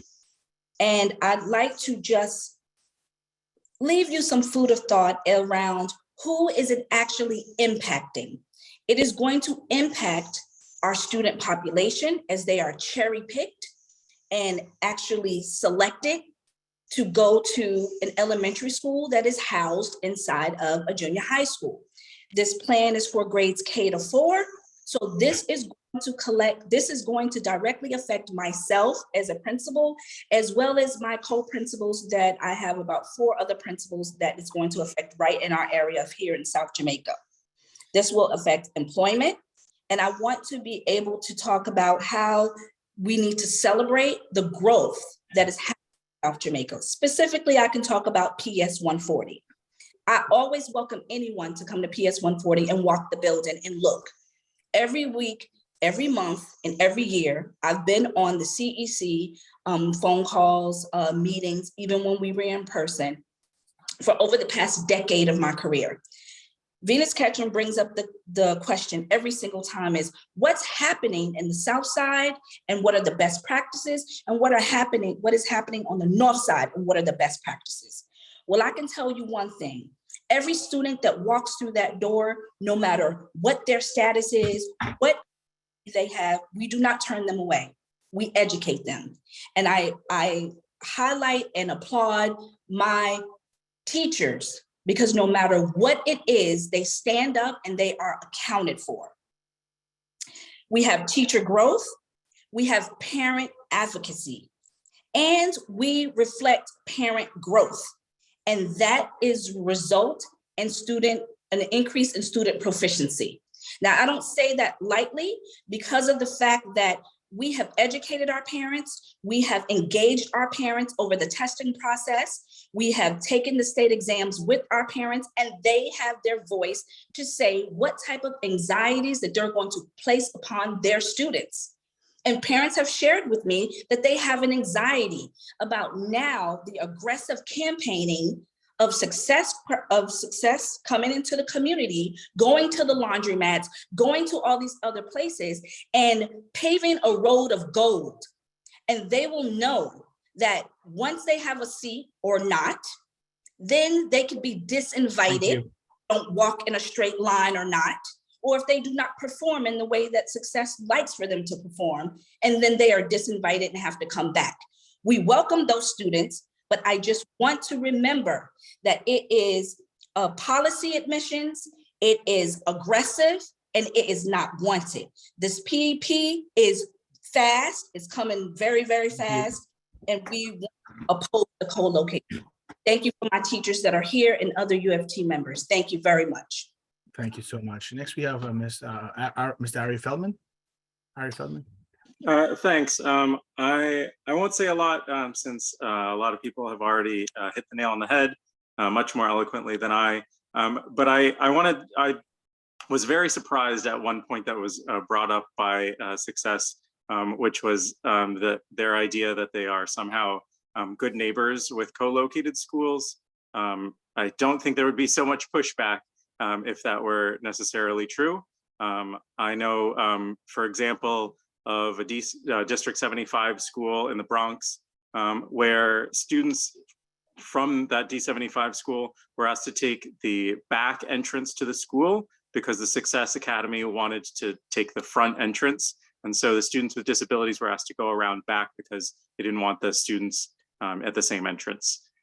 So I would love to hear of one example of a campus where Success Academy thinks the principals agree that it is a successful co-location and that they work together well, because I certainly have had never heard of even one example of that. Thank you, Harry. LeMay or Diego? Yes, and I'm sure my colleague Kurt Wilhelm can chime in as well. There are many schools in Manhattan, in Harlem, in the Bronx, and in Brooklyn. The list would honestly be too long to list, but there are several instances where we have collegial and productive relationships.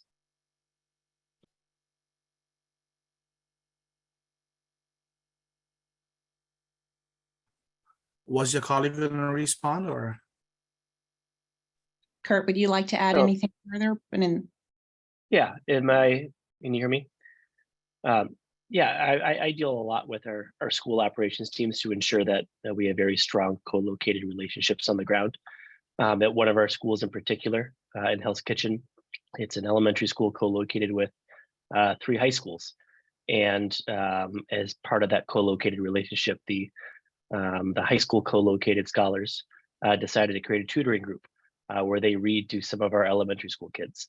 And it is a very strong co-located relationship built off of mutual trust and just working closely together as one community to really foster a strong school building. And there's other examples like that. And to the comment about the situation in the Bronx, that's the first time I've heard of that, and I'm going to look into that first thing tomorrow morning. That does not sound like something I've heard before, but I do want to look into that, and I will speak with our business operation managers in the Bronx to find out what is happening with the arrival systems for those schools. And just one last thing from a government relations perspective, I do want this group to hear and to understand that across all of our schools, we partner with our co-located schools to apply for capital funds that the entire school community needs. And over the last 13 years that Success Academy has been doing this, we have secured $25 million plus in funding from the New York City Council and from the mayor's office for the entire school community, not for Success Academy, for playgrounds, for infrastructure upgrades, auditoriums, et cetera, because we believe in one community for all of our schools. And I hope that over time, everyone on this call can see and understand that for themselves as we all get to know each other better. Thank you. Next, we're going to be having is Robert Rokowski. There it is. Rob is fine. Thank you. Can you hear me? Rob, there it is. Yes, Rob. Yes, great. So I will be brief in part because Principal Lonshine, Mr. Zial, and Ms. Schlesinger, as well as now Mr. Feldman, brought up some of the issues that I was going to bring up. But unfortunately, when Success Academy just now gave us the answers, they seemed very general sounding, and I'm looking for a specific answer to my question. Now, I actually went and did the research, and I'm posting in the chat the 2 links that I looked at on their Success Academy website, where it says for their arrival, they do not believe in busing because, and I quote, "We do not offer busing to and from the schools. There are many reasons we don't offer busing. A close partnership between you and your scholar school is one of the most critical components. Basically, we have daily face-to-face interactions that you or another trusted adult will have with your child." Basically, it looks like their model of the Success Academy says they're doing individualized parent-teacher conferences every morning upon arrival. It was already been mentioned by Ms. Lester and Mr. Lonshine that there are nearly 100 special needs kids arriving on that small strip of Guy Burrell Boulevard at the same time. So my specific question to this location is, if this is a tenet of your program in Success Academy where you need to have these parent-teacher conference-like arrivals, how you plan to accommodate that with the busing situation as it is? Thank you. And if we could have this one person now like speak on behalf of that, would be great. Sure. There are greetings. We welcome every scholar as they enter in the building. Our principals and school leadership team are out front to greet, to say good morning to our scholars and to the parent or guardian that is dropping them off. I don't know if you would consider that a parent-teacher conference, but that is why we believe very strongly in having that form of interaction. And no busing. I know there were concerns about additional busing based on us being co-located there, but to your point, the gentleman that just raised this, we would not be introducing additional busing as we don't have that as part of our model. Thank you so much. Next, we will be having Nicole Nembhard. Nicole? Good evening, everyone. I'm not sure if certain types of questions are off limits, but I'm thinking more on like a personal level. My son says, hello, everyone. Miss Dejong, I'm sorry if I'm saying it incorrectly. As the representative of Success Academy, my question is, if this were, I'm sorry, guys, if this were your, like taking our concerns into consideration in terms of safety and space, if this was your child's school or niece or nephew, grandchild, would you be okay, would you support Success Academy coming into your family member's school based on the concerns that we have? Would you be okay with that? Based on the concerns that we have heard, which I very much appreciate, but I think also based on what we understand per our partnership with the DOE of space to be available, I would be supportive, knowing that another school would be an option and a choice for scholars and families. You would be in support despite the concerns of safety and space?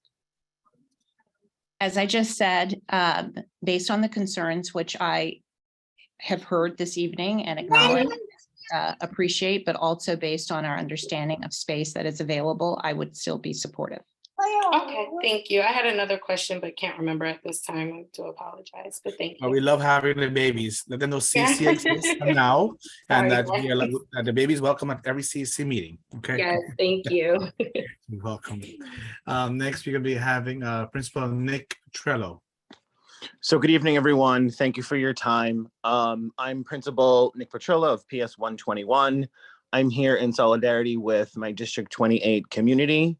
I just want to say that I was present at the SLT meeting that we had where this was spoken about, and there was over 200 people on from different constituent groups, and the response was an overwhelming, resounding no. And again, tonight on this meeting, again, over 200 people on, and again, the voices of the community are a loud, resounding no.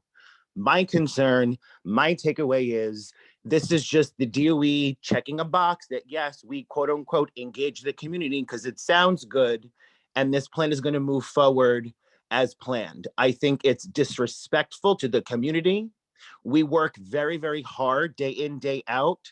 Our blood, sweat, and tears goes into our schools with our scholars.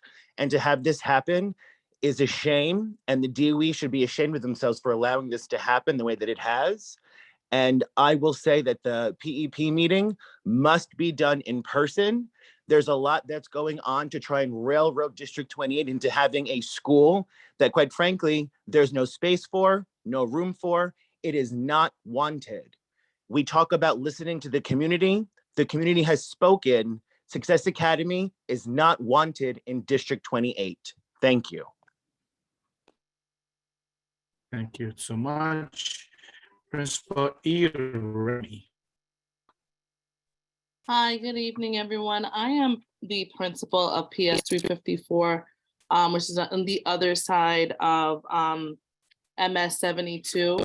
I echo Principal Petrello and Principal Hasbury and everybody who has spoken on here tonight that we do not want Success Academy within District 28. earlier, Mr. Zhang had said that you had over 9,500 applicants for Queens.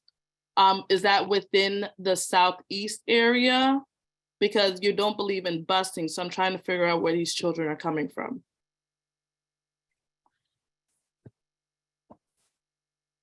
It is across all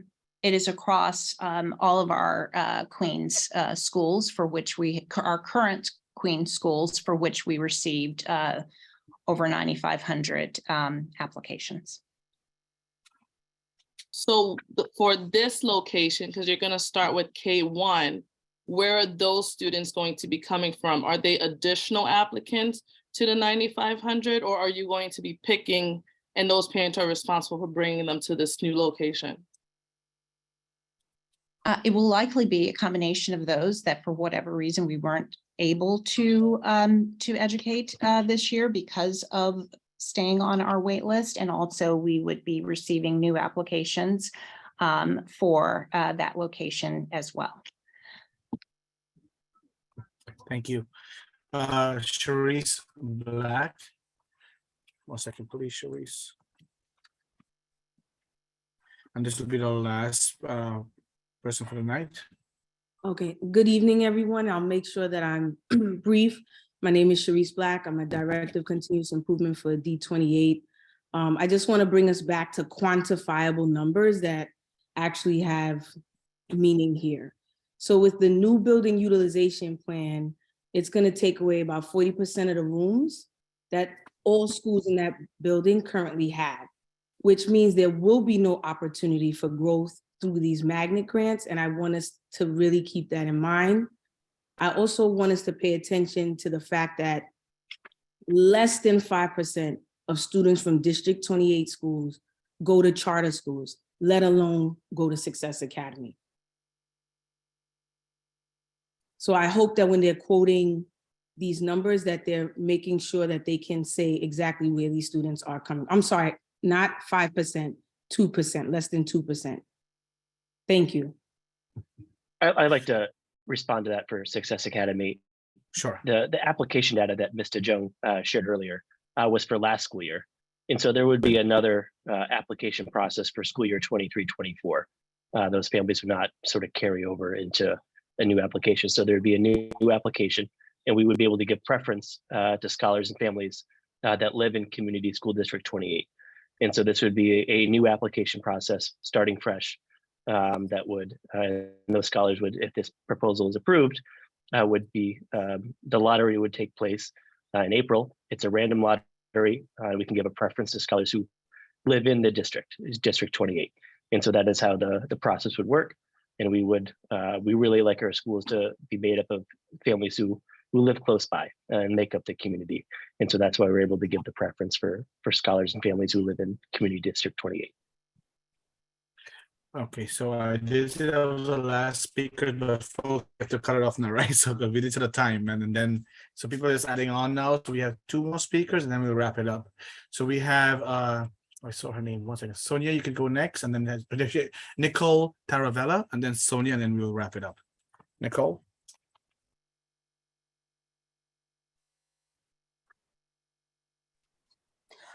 Hi there. I'm Nicole Taravella. I'm a District 28 teacher at Redwood Middle School, but I'm also a District 28 parent. So I'm very involved in the district. One thing that I do not believe has been mentioned, which I think is worth discussing, is Success Academy's history. And I put some links in the chat. History of discriminating and ejecting students from their schools. I think that if there was a payout recently from a lawsuit that they lost where they had made a list of students they wanted to eject. I think considering that history to co-locate Success Academy in a school that has District 75 students is really abhorrent. I think it's not sensitive to the needs of that population, and it needs to be reconsidered. Thank you.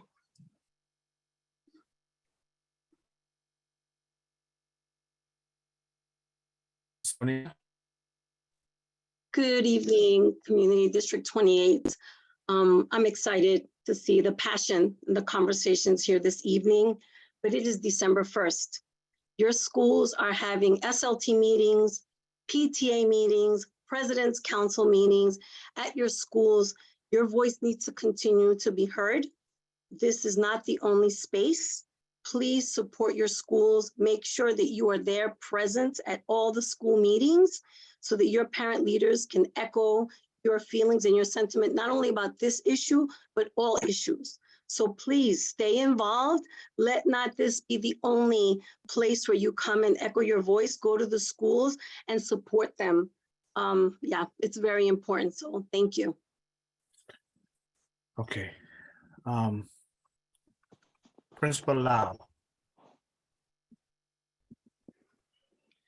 Thank you so much for the opportunity. And I just want to say I also stand in solidarity with all my colleagues in District 28 who run amazing schools and do amazing work for our students.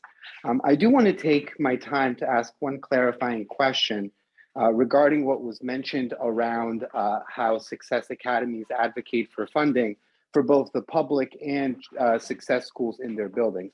My question is that funding then redistributed back to those schools on a 1-to-1 ratio, or do the Success Academies see more of that funding come directly back to the school versus the DOE schools?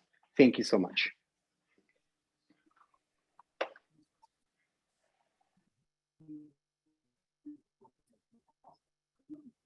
That question was directed to the Success Academy representatives on this call. Yes, Yeah. unmute Kathleen. I see Kathleen's trying to unmute. Yeah, Thank you. she have rights to do so. Okay. No, I actually didn't. I just got them, but thank you so much for allowing me to unmute. So these fundings are through what we call Reso A in the New York City budget. They don't come to Success Academy. They actually go to the school building. When elected officials allocate them in what's called the Schedule C of the city budget, it's actually listed as if it were only to the DOE building itself, right? Like Q072. But what we do is we come together as a school community and we decide there's no air conditioning in the auditorium, correct? The playground is falling apart. We need to advocate for these funds. We do it all together. Then the SCA comes in. They work with all the schools in the building to make sure that the project looks like what everybody wants and needs, which it always does. And then we move forward. It's actually been a beautiful experience. And most recently, to someone's question about an example, in Crown Heights, at our co-located school there, we just cut the ribbon on a brand new playground with a soccer field, all new facilities, to the tune of, I think, $650,000 from 2 different elected officials. And it finally was done by the city of New York. Nothing came to Success Academy at all. We just advocated with our school communities. Hopefully that makes sense. Yeah, if I could just ask a clarifying question. So for the example of an air conditioner, are you saying that the cost for that air conditioner to be installed in the Success Academy school would be the exact same as the amount to have that air conditioner installed in the public school in the building? It's in our co-located schools that the AC would be installed. The SCA determines the price of it and they install it. We simply advocate for the funds to do so through the New York City budget process. It's called Resolution A, capital funding. Okay, thank you so much. Genevieve, sorry. You should be able to unmute now. There you go. Go for it. Hello? Thank you, VJ. Can hear you loud and clear. Yes. It's Genevieve Jean. Good evening, everyone. I am a PTA president at Springfield Gardens High School, Preparatory Academy for Writers. And I want to say thank you to all the parents and admin who's on here from DOE. Continue to voice your concerns in regards to this. I'm here in solidarity to oppose Success Academy co-locating in any school, to allow our schools to thrive, really, truly, to allow our schools to thrive. And that's all I have to say. Thank you. Okay, so this brings us. I'm just- sorry, VJ. You're back. Okay, there you go. There you go, I'm Robert. back. there you go. I was on the road and I couldn't unmute, and I apologize. And I'm in the house Safety now. first. Go for it. Thank you. I have a public service announcement to my CEC members who think that this is not their fight, so therefore they don't stand up. We are elected by parents to serve our community and the students of District 28. Most of us, well, all of us, we have liaison schools, and we're not going to fight if it's not our school and if it doesn't immediately affects us, and that is disheartening. We have CEC members that are liaison to these schools that are Success Academies thinking about going into, and we have not seen them stepped up or said anything. This is Southeast Queens, and Queens is divided into two parts, North and South. And if it doesn't affect the South side, then people on the South side don't speak. And if it doesn't affect the North side, people on the North side don't speak. And then this is a Southeast Queens fight. So it's only left to people on the South side to speak and say something. And the liaison for the schools does not step up. And they're supposed to be attending SLT meetings for these schools, and their voices are not being heard. Nothing has been said until tonight.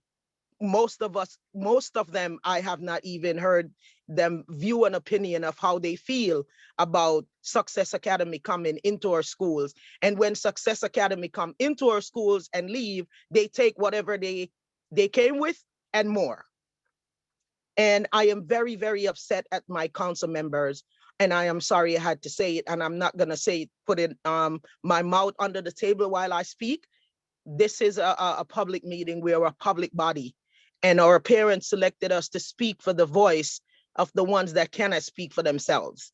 And I am very, very upset at my council members that just feel like it's not my fight, so I'm not gonna fight until it comes to my doorstep. And I think that's all I wanted to say, unapologetically. Thank you and have a good night. Thank you, Member Barbara. Member Latifah Lewis. Hi, good night again. I do have a couple of direct questions to Success Academy since I was unable to receive that data. I would like a breakdown of all the Success Academy schools that are in Queens, so in Southeast Queens, districts 26, 27, and 28, broken down by grade level and enrollment in terms of the spaces that they are in. So for example, right now we're seeking spaces in middle school 72. I do know that there are other middle schools and other schools that are already located in the area. What is the total enrollment at those schools for those grades? Do they have spaces to grow? If they do, why aren't they being considered for co-location as opposed to a DOE school? Secondly, data over the past 5 years of spaces that have been approved, how many times those spaces has gone back for additional extensions since they do not go through the same process as the initial locations. And thirdly, also how many, some data over the same 5 years of how many students complete their entire program, how many return to DOE, how many are discharged right after the mid-year budget period. For all of that data, Ms. Lewis, I would direct you and ask our DOE colleagues to provide that because DOE has all of that information. I would like Success Academy's data. I understand that DOE has their parts. I would like that data from Success. If you are running a school, if you're asking for space, you should have knowledge of your own data. I would like some of that data from Success Academy, Yeah, not we will from work DOE. with the DOE to provide you with that information.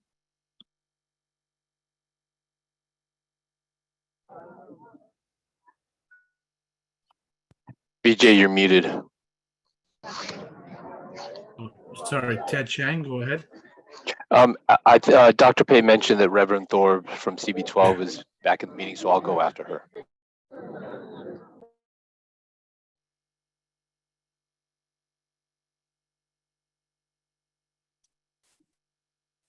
Reverend Thorpe?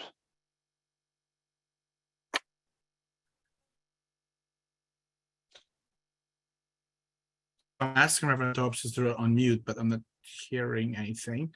So Ted, why don't you go ahead? So we just work with timing, and then once Okay. Reverend Thorpe is able to unmute, you can go ahead. Yeah, Thanks. I'll go first.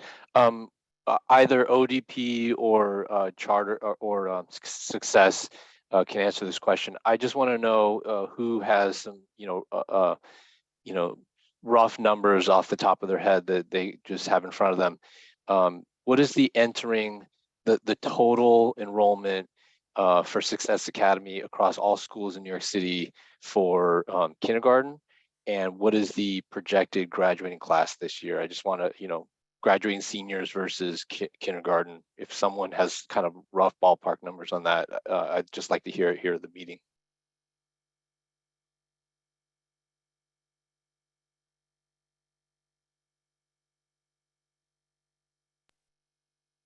LeMay or Reba, which one of your team would like to answer the question? I'm not sure we have that offhand. Certainly the total kindergarten enrollment, we could get back to you with. The graduating class might be a little more complicated, but you can connect with SA or Kathleen. I don't know if you have any figures you'd want to share. I'm happy to work with you guys to share enrollment figures, but I do want to wrap up on the Success Academy side. We are over the time, and any follow-up questions I'm willing to take. I put my email in the chat and happy to Max, work with you and your friends and colleagues at the DOE, as well as here on this call. But I do think we have to exit now. Well, the only reason I asked that question, and I'm not looking for exact numbers. I just wanted to get a ballpark idea. The reason I'm asking is because Success Academy, we've all read the articles. Success Academy is basically notorious for, pushing people out. And so I just wanted to get a sense of scale. I mean, one of the commenters, Miss Taravella Lai, posted an article about, how Success Academy was found liable for millions of dollars for discriminating against students with disabilities. And I'll just say, like, we have heard actual stories from parents who were pushed out of Success Academy. I think there are a lot of people just here in this meeting who know someone or who's heard a story of someone getting pushed out of Success Academy. So when the data is, when you're hearing sort of anecdotes directly from people that it feels much more concrete.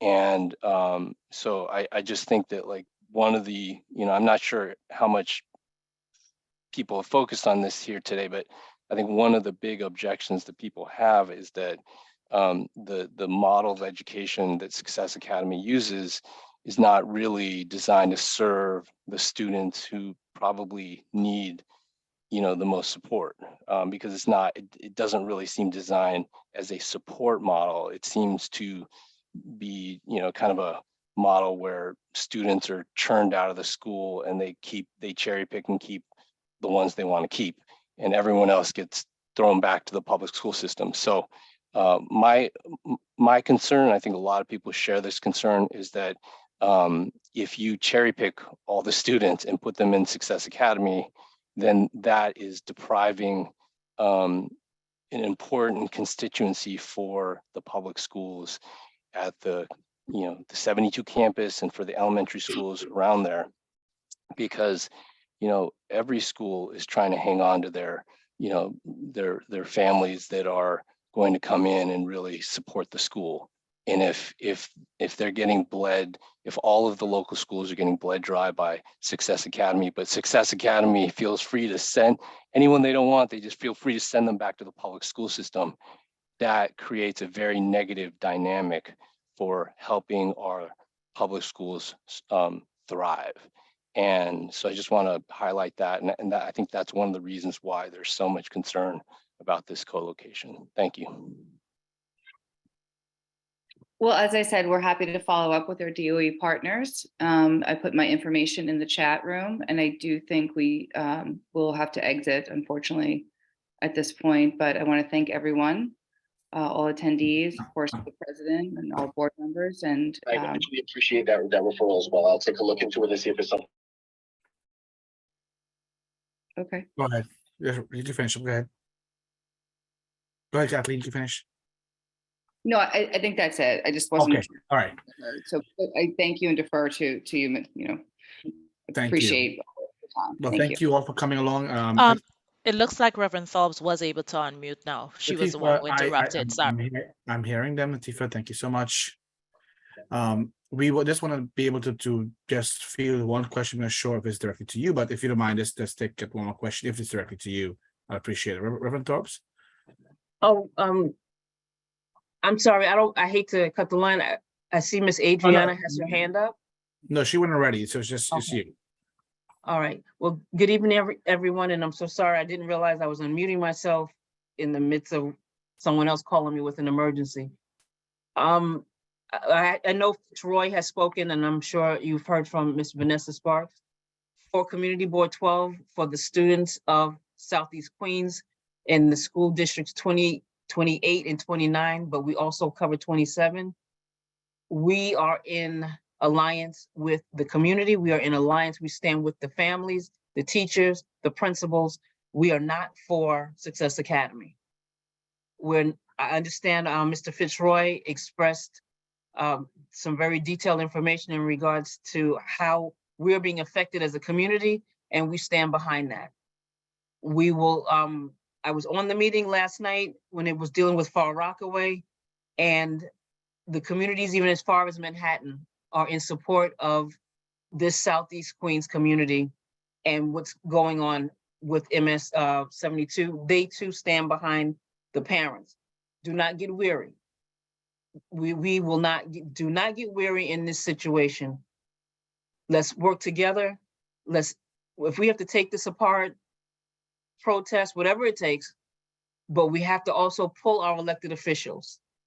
We have to knock on their doors, and we need to know where they stand with the community. They have to make a decision, and it has to be out to the public. And from there, then we need to talk to the superintendent Banks, because I understand he was on the meeting last night. I did not hear anything from him. Maybe I missed something, but there were a lot of questions asked and there were no responses. So I find that even questionable where DOE is involved, where people ask a bunch of questions and nobody gives an answer. Thank you again. You all have a very good evening. Thank you so much. So, okay, folks, that wraps up our public comment section. We want to thank Office of District Planning team members for being here. We want to thank Success Academy for coming on board and being here with us tonight also. If Reba, if you and Max could put your emails address, please, on the group in the chat, that'd be great. In case any of our community groups would like to email you directly or email your office, you can put a contact there so they can reach you directly. Also, Success Academy, if you are still here, and I'm sure they signed off already. If they are still on, you can please put your contact information on the chat, and then that way our community can reach out to you directly as well. Dr. Pate, I'm going to ask you to say a few words, after which we will be having our resolution be presented, which we're going to be voting on to make a decision about our community feedback about the CEC response to the proposal. Dr. Pate? So we promised that it would be an interesting and in some ways a challenging conversation today. I want to thank every person who spoke, whether it was verbally or you listed or said something in the chat. For those of you who have been uploading articles so that we can become a better educated leadership team. Thank you for your contributions. Thank you for our principals who, are here still and have an early call first thing in the morning. Thank you so much for being here with us. For our community leaders, I know, Reverend Thorpe, thank you so very much for making your way back into this meeting. For all of our community board, Community Board 6, thank you so very much for being in the House Community Board. All of our folk who are here in solidarity and support of our school principals. I am clear on what my job is in this instance in terms of I am making my best attempt at a neutral stance. But those of you who know me know that I stand as a guardian of this district and for these schools and for our students and for its leaders. And so while I will leave the comment with regard to what I believe about this co-location application, I am going to say that I'm thankful every day, including today, that you have taken time to be here and to speak and to show and demonstrate what it looks like, what it sounds like to be an engaged and authorized group of leaders. Bruce Zahill, our new district U of T leader, thank you so very, very much for being in this space. You are, yeah, I think you came in as, it's been a lot. I feel like we have tagged you on so many, many different occasions over the last 2 months. I want to thank you for your willingness to just become a part of this conversation and to lend your awesome support to our schools and our school leaders, to our teachers across this district. And so I am doing the very best I can. Thank you, I Dr. want to Pei. say thank you, everyone. Thank you so much. So at this time, our next item on the agenda is to have our resolution be discussed. So I will ask Member Ted Chang to please share his screen and we can go over the resolution, which time right after we have a vote from the council members on this resolution. Ted Chang. Can someone add my other username as a co-host, because I can't share from it at the moment? The Ted Chang one, or Yeah, just the one that just says Ted Chang. Thank you. Thank you. Thanks, Elena. Still disabled.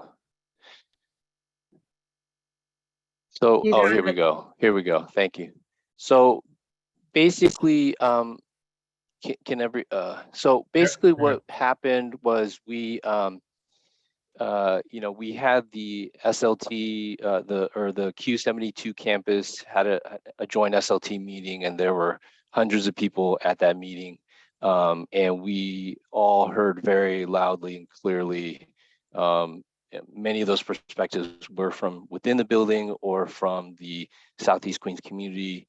And there was a really strong sense that, this co-location was not desired. Since that meeting, we have been getting resolutions from school leadership teams in District 28 and, opposing the co-location of Success Academy at the campus. So what we did was we took that SLT resolution that has been going around and that many of the school leadership teams have been signing on to, and we made that the basis for our resolution.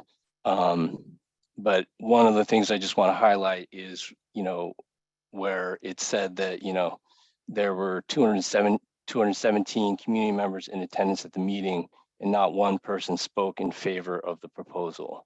And I think that, for the most part was true tonight. There were, one or two comments that might have been sort of hedged, and open to the idea, but, we again had, dozens of comments against the Success Academy proposal. So, I really think the community has spoken, and there are just so many different reasons why people are opposed to this co-location, but the conclusion seems to be the same, even after this meeting.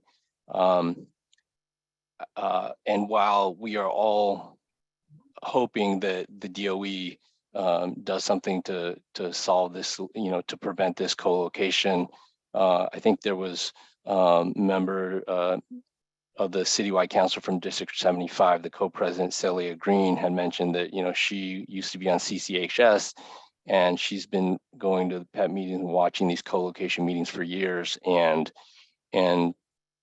to I don't know if all this effort is going to actually stop it, but it's certainly at least now they don't have, at least our community has made its voice heard. But I do think, I am hoping that by making our voices heard, that our local elected officials hear our voice, because that really is the ultimate long-term solution. And so at the end of our resolution, we have made a specific request to our assembly members and to our state senators to address some of the issues around Success Academy and charter schools. As I mentioned in my last comment, Success Academy is notorious for its attrition rates. They apparently, have, thousands of kids who come in the early grades, and by the time they get to high school, they can barely graduate anyone because they've just pushed so many kids out of their system. So that really speaks to the model that they use, and it's not a supportive model. And it's a model that, uses the public school system as a dumping ground, and they sit there and they kind of cherry pick who they want. So really, ultimately, we need our legislators to write legislation to prohibit that type of behavior.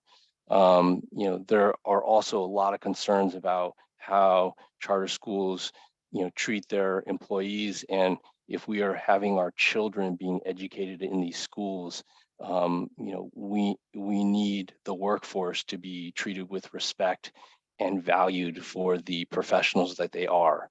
And so, it is within the power of our state legislators to do something about collective bargaining agreements and charter schools. So there's something that can be done at the state level. And I think at the very least, if they're not going to tackle those bigger issues, they could at least remove the state mandates that force the Department of Education to cut public school budgets and take money away from our public school students and then pay rent to for the charter schools. So that's what we're asking for in this resolution. And we're certainly asking to stop the co-location at the Q72 campus. BJ. Thank you. Thank you so much. Can you, okay, that's perfect. So do you mind just reading just one, we can have a vote now this time. You want to make a motion? Sure. I'd like to make a motion to pass the resolution opposing co-location of Success Academy in campus Q072. Sorry, 1 second. I think we have to take public comment first on this before we go to actual vote. So let's take one pause, please. So if there's any one in the community who have a direct comment specifically about this resolution, you can raise your hand, write the word speak in the chat. No, actually write the word speak in the chat so we could call on you if you have a direct comment about this specific resolution. Just do the raise your hand feature, Vijay, I suggest. That's easy, okay. Yes, raise your hand feature. Let's do raise your hand.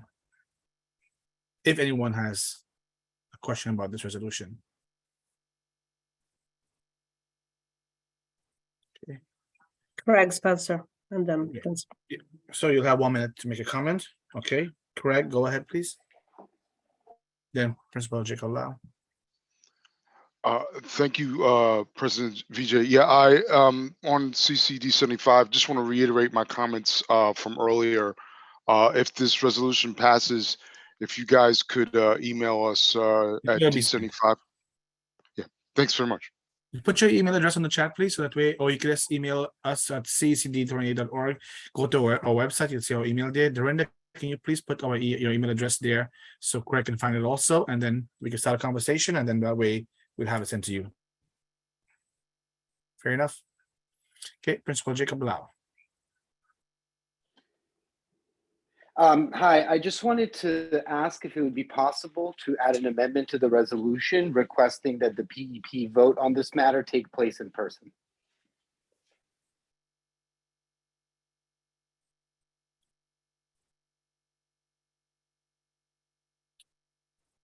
Ted, you respond, so you want to respond? Yeah, we could put that amendment up for a quick vote. That would be definitely doable. Okay. Reverend Torps.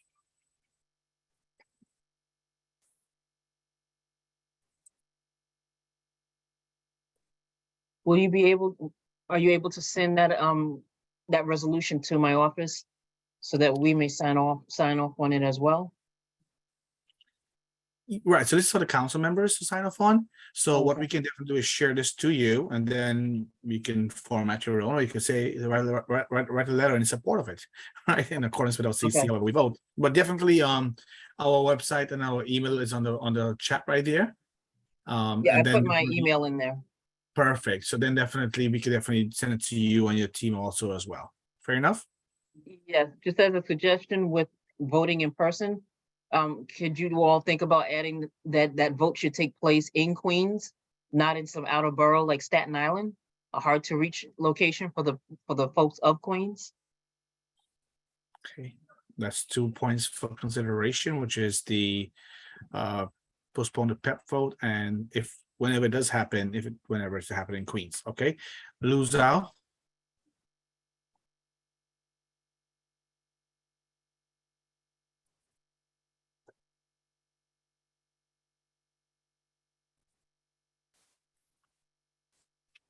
Lou, we're calling you. I'm asking you to unmute. I'm not sure you should be a co-host Yeah, I'm already. sorry. Yeah, I'm for some reason my okay, now I'm close. Okay, I'm just very quickly because I think you know, because Barbara had a criticism some of our members. I did spoke, but you know, oddly I was the only one speak with any positive tune on the you know on the side of a Success Academy. So what I want to say is, okay, so we need a lot of information on this to be, you know, like in a way to be educated. A lot of us don't really know this issue that well. I'm very convinced. I will vote, you know, yes for this, you know, resolution because I'm very convinced that for this particular project, it's probably not a good idea. But in the general, you know, there's a lot of in the general toward charter school, which I don't have much of, you know, information or, you know, in a way to say need to be educated, right? I always have this impression that the South Side district probably need more school choice. Apparently, everybody today, you know, speak that against it. This is the part I should know. I mean, I don't know, you know, if like there are no one in the south part of the district want to, you know, have a charter school there. If that's the case, I mean, if they open one, there's nobody gonna apply for, right? But if that's the case, I don't really know. So again, you know, to answer Barbara's question, right? So we cannot just, you know, say anything that we don't know. We need to be more educated for people, you know, in the South and know better of the situation. But yes, for this project, I think it's probably a bad idea because for all the issues, I think it's very convincing. Okay, thank you. Bye. Thank you so much. Then Tifa Lewis. Hi. I actually wanted to address Lou. And Lou, I expressed disappointment in my statement that was directed as you. Based on our council list, unless something had changed that I was not aware of, you are the liaison for Redwood School. And it is disheartening that you did not reach out to the SLTs, you did not get to know that information. And out of a council of 11 members, we have at least 4 who are firmly planted on the south side. You're saying that, okay, we need to learn more about the south side. Almost half of your membership is from the south side and some from the middle. So it is not that the council is consisting of 10 members on the north and 1 on the south. We've had sufficient time to have this discussion to learn more. This is not a forum about charter schools, whether we want them or not. This is not even and I mean, for many people it is, but for me, it is not even about wanting success anywhere or not. This is about the location that we're at, and you are a liaison for one of those schools on that campus. So their voices are what should be coming out here to us on this meeting because they have indicated each of their PTA presidents, their SLTs have all written resolutions, have all spoken or so forth. Those are the voices that you need to be echoing, because they were very explicit about their programs, explicit about the transportation concerns, explicit about the safety concerns, explicit about the magnet grants, explicit about the D75 programming requirements. This is the issue at hand. It is not about school choice. It is not about any of those things. It is about the fact that the Catherine County Basic campus is not a suitable location for this co-location that is basically being rammed down our throats. Thank you. Barbara Williams. Thank you, VJ. Natifa, you're in my head. You said everything I wanted to say. I'm not sure what Lou was saying. I hear my name. I didn't understand where you was coming from, but Natifa said it. And I'm not asking you to do what you don't know. It's out there. It's been out there. You could have done your research. With that being said, you're the liaison for that school. Reach out to your SLT. Have some kind of communication with them about what is going on, and you would have definitely found out what is going on if you don't understand. And that's all I was saying. Ted, you left off Natifa's name off the resolution. She did reply. Just want to let you know that. Thank you. Okay, so this point in time, see his raised.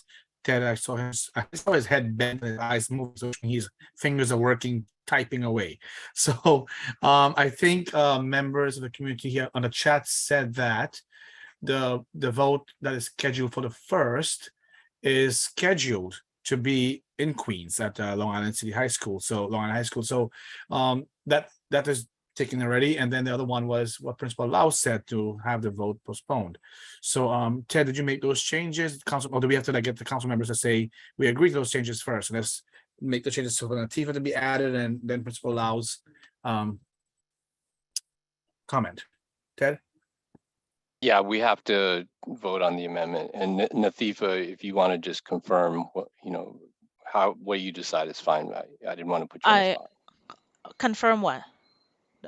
Whether you want to co-sponsor or you're I just was the voting. first person who co-sponsor. Okay, I know, because co-sponsor. I'd He asked didn't people. see it, Natifa. Just help him out. He didn't see it. Yes, I do. I had asked people to reply. I replied to the email. I just wasn't sure. Yeah, I wasn't I sure. replied Okay. twice. Okay, sure. Yeah, I'll add your name. No problem. Yeah, so I think VJ, we just need to vote on the amendment. I just added some language right now, so I'm going to reshare my Just screen. bring it back up, and let's see that let's review the language that you added. It. That's in the resolve. Be it resolved, correct? Okay. So hold on a second. Let me go ahead.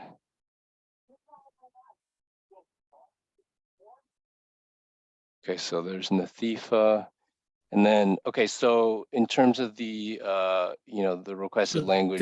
Just be clear. Oh, sorry. Resolution with, feedback from the community public with amendments. So I just added this paragraph to the draft of the resolution. Ask the panel for educational policy to meet at an in-person meeting in or near Rochdale Village in Jamaica, Queens. So I think that's what Principal Lau was asking for. And it seems like a good idea. So let's vote on it. So I make a motion to amend the main motion to add a paragraph on holding the meeting in person in Rochdale Village. I second that. Okay. Lena, you want to call the roll call? Sure. VJ, President VJ Ramjatan. Yes. In favor. First Vice President Barbara Williams. Yay to the amendments. Second Vice President Ted Chang. Yes to the amendment. Treasurer Lou Zhao. Yes. Member Natifa Lewis. Yes. Member Simone Dornbach. Yes. Member Cassandra Alexander. Member Shaliza Dean, I think Cassandra's out, right? Yes. Member Regiment Dakar, Yes. and myself, Elena Minova, recording secretary, yes. Unanimous. Okay, thank you. So now Ted, you want to make a motion? You want me to do it? Go ahead. You can do it. Go for it. To let's vote on Well, the actual motion. the main motion is still present. I already made that motion. It was already seconded, so we just have to vote on the motion to approve the resolution This version, correct. as amended, because the amendment just passed. So as amended. Ted, I think you should just do it over for the record because a Yes. lot happened in between. So I think you should just do it over. Okay. Just to be on record. Sure, no problem. I make a motion to pass the resolution opposing co-location of Success Academy in Campus Q72 as amended. I second And that. I second that. Oh. Fourth, fifth. Roll call. President Vijay Ramjatan. Yes. First In Vice favor. President Barbara Williams. That's a yes for me. Second Vice President Ted Cheng. Yes. Treasurer Lu Zhao. Yes. Elena Minova, recording secretary, yes. Member Natsifa Lewis. Yes. Member Simone Dornbach. Yes.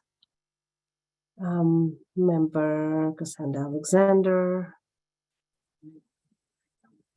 Member Shaliza Dean. Yes. Member Rajwin Dakar. Yes. Did I miss anyone? All right, it's a unanimous yes. Thank you all. Okay, so the motion has passed. Can you mind stop sharing, Ted? Sure. And just to clarify, so we have 9 people, right? Just the vote. I think the vote was 9-0. Am I correct? Yes, because Cassandra's not here, and then we have 1 empty seat. Correct. Right. Okay. Thank you. Okay, so the resolution has passed. So at this point in time, community members and all those of you who stayed by, 121 of you, thank you for staying by. This time now is 9:19 p.m. This brings our calendar meeting to an end. I'm going to thank all of you for joining us being tonight. Again, please put your email address in the chat if we don't have it already. Our administrative assistant, Ms. Marjorie Dakar, will send that to you directly, and she can add you to a mailing list to receive a copy of this. Also, all of our resolutions are on our website, CEC28.org. So all of the resolution that was passed before, that is passing now, and will pass in the future. We encourage you to please go to our website, CEC28.org, and sign up to receive notifications directly. And also, we want to let you know that you can always go there to receive and view all of our resolutions that was passed before, and council members, et cetera, et cetera, et cetera. So thank you all. Good night. Time now is 9:19 p.m. and this meeting is adjourned. We'll be moving at 9. Council members, how if we do 9:30, we'll start our business meeting.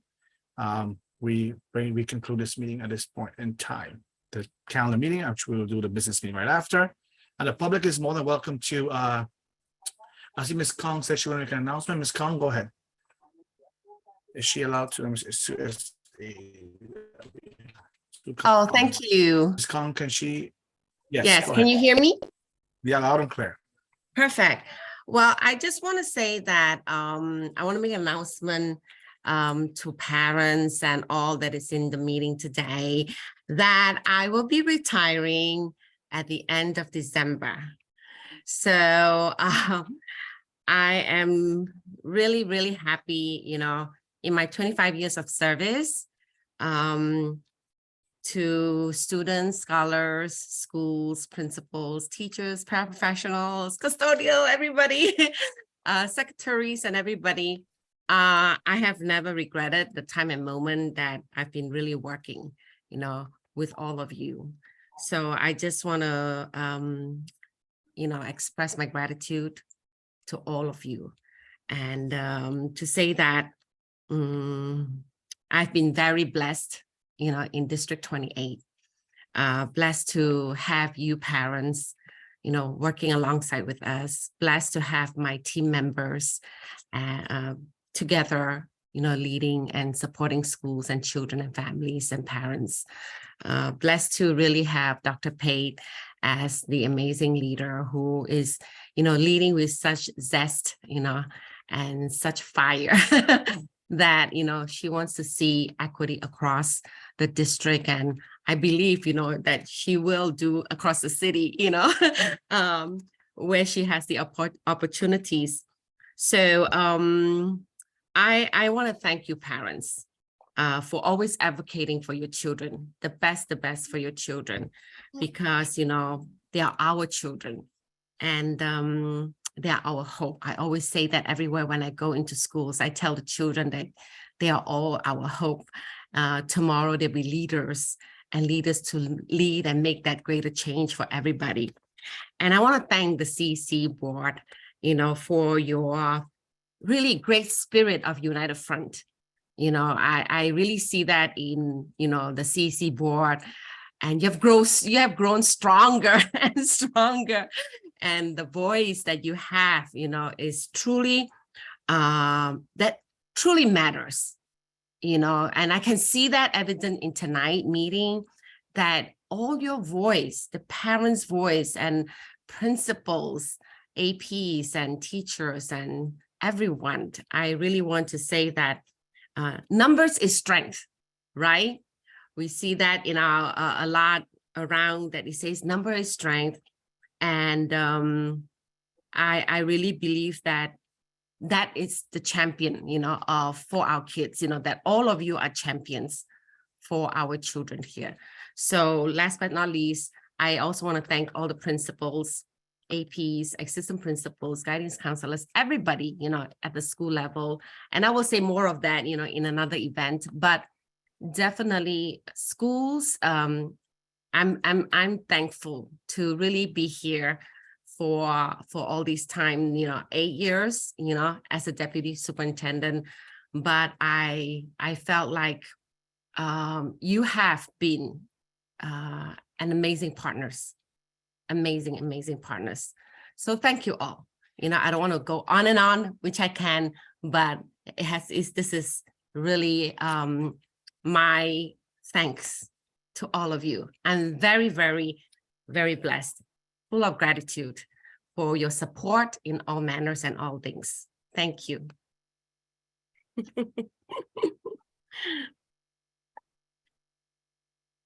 Lord have mercy, Sue.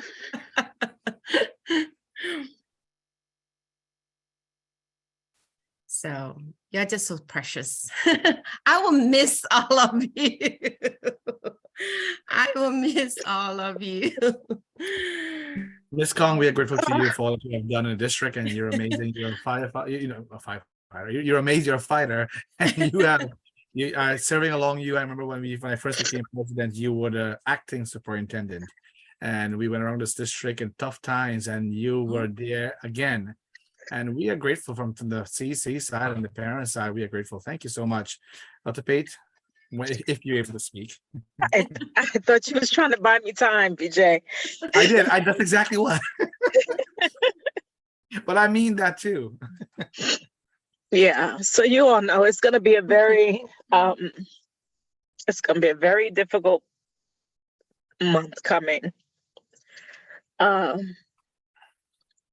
We are losing a treasure, and I want you to understand that there are a lot of people who may have leader next to their name, but they don't know the first thing about it because they have not decided to fall in love with children.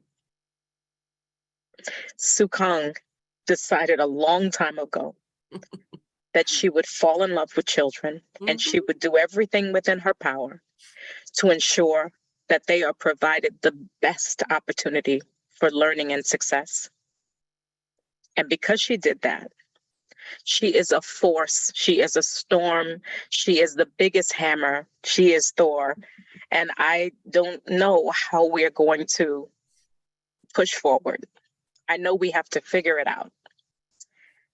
But I already miss you. And I tried my best to talk her out of it, you all. I did. I think I almost tried to bribe her. I'm not sure. I don't know if that's legal. But I also respect the fact that you're making a decision to transition and do the things that you have won the right to do. And so we support you all. VJ, I'm going to send you something. We'll be in conversation with each other because we want to send our deputy off right. She's going to Hawaii. Let's do it. We all going to go. We're gonna Let's send do her it. off right, you all. So Yes, y'all yes, know yes. it's Let's do late that. and I get emotional because this is my friend. This is my colleague. And I'm just gonna miss her so much. Yeah, and I So- always say this, you are my sister. I think she likes my other sister a little bit more, but okay. Very well. But thank you. Sue, I love you. I'll see you tomorrow. Okay. Thank you so Love much. you all. Take care Love and you. thank you again. Thank you so much. Thank you. Bye-bye. Bye. Craig, go ahead and make an announcement really quick, Craig. We did sign it off, but go ahead quickly. Thank you, President Vijay. I also am the co-chair of a ad hoc committee for election communication. I don't know if any in your council is aware, but District 75 parents are coming to your council. And obviously, as shown tonight, they're coming into a good place.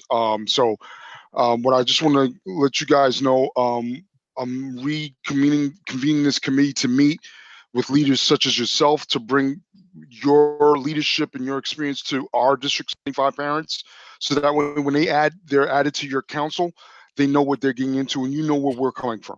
Sure. So I just wanted to let you guys know to be on the lookout for that. Thank you so much for standing for our community, for standing for equity, and I'm going to let you guys handle your business. God bless. If I don't see you over there, have a happy Kwanzaa, happy Christmas. Thank you so much. I'll be in touch. Thank you so much. Thank you so much. Thank Hi, you. good night.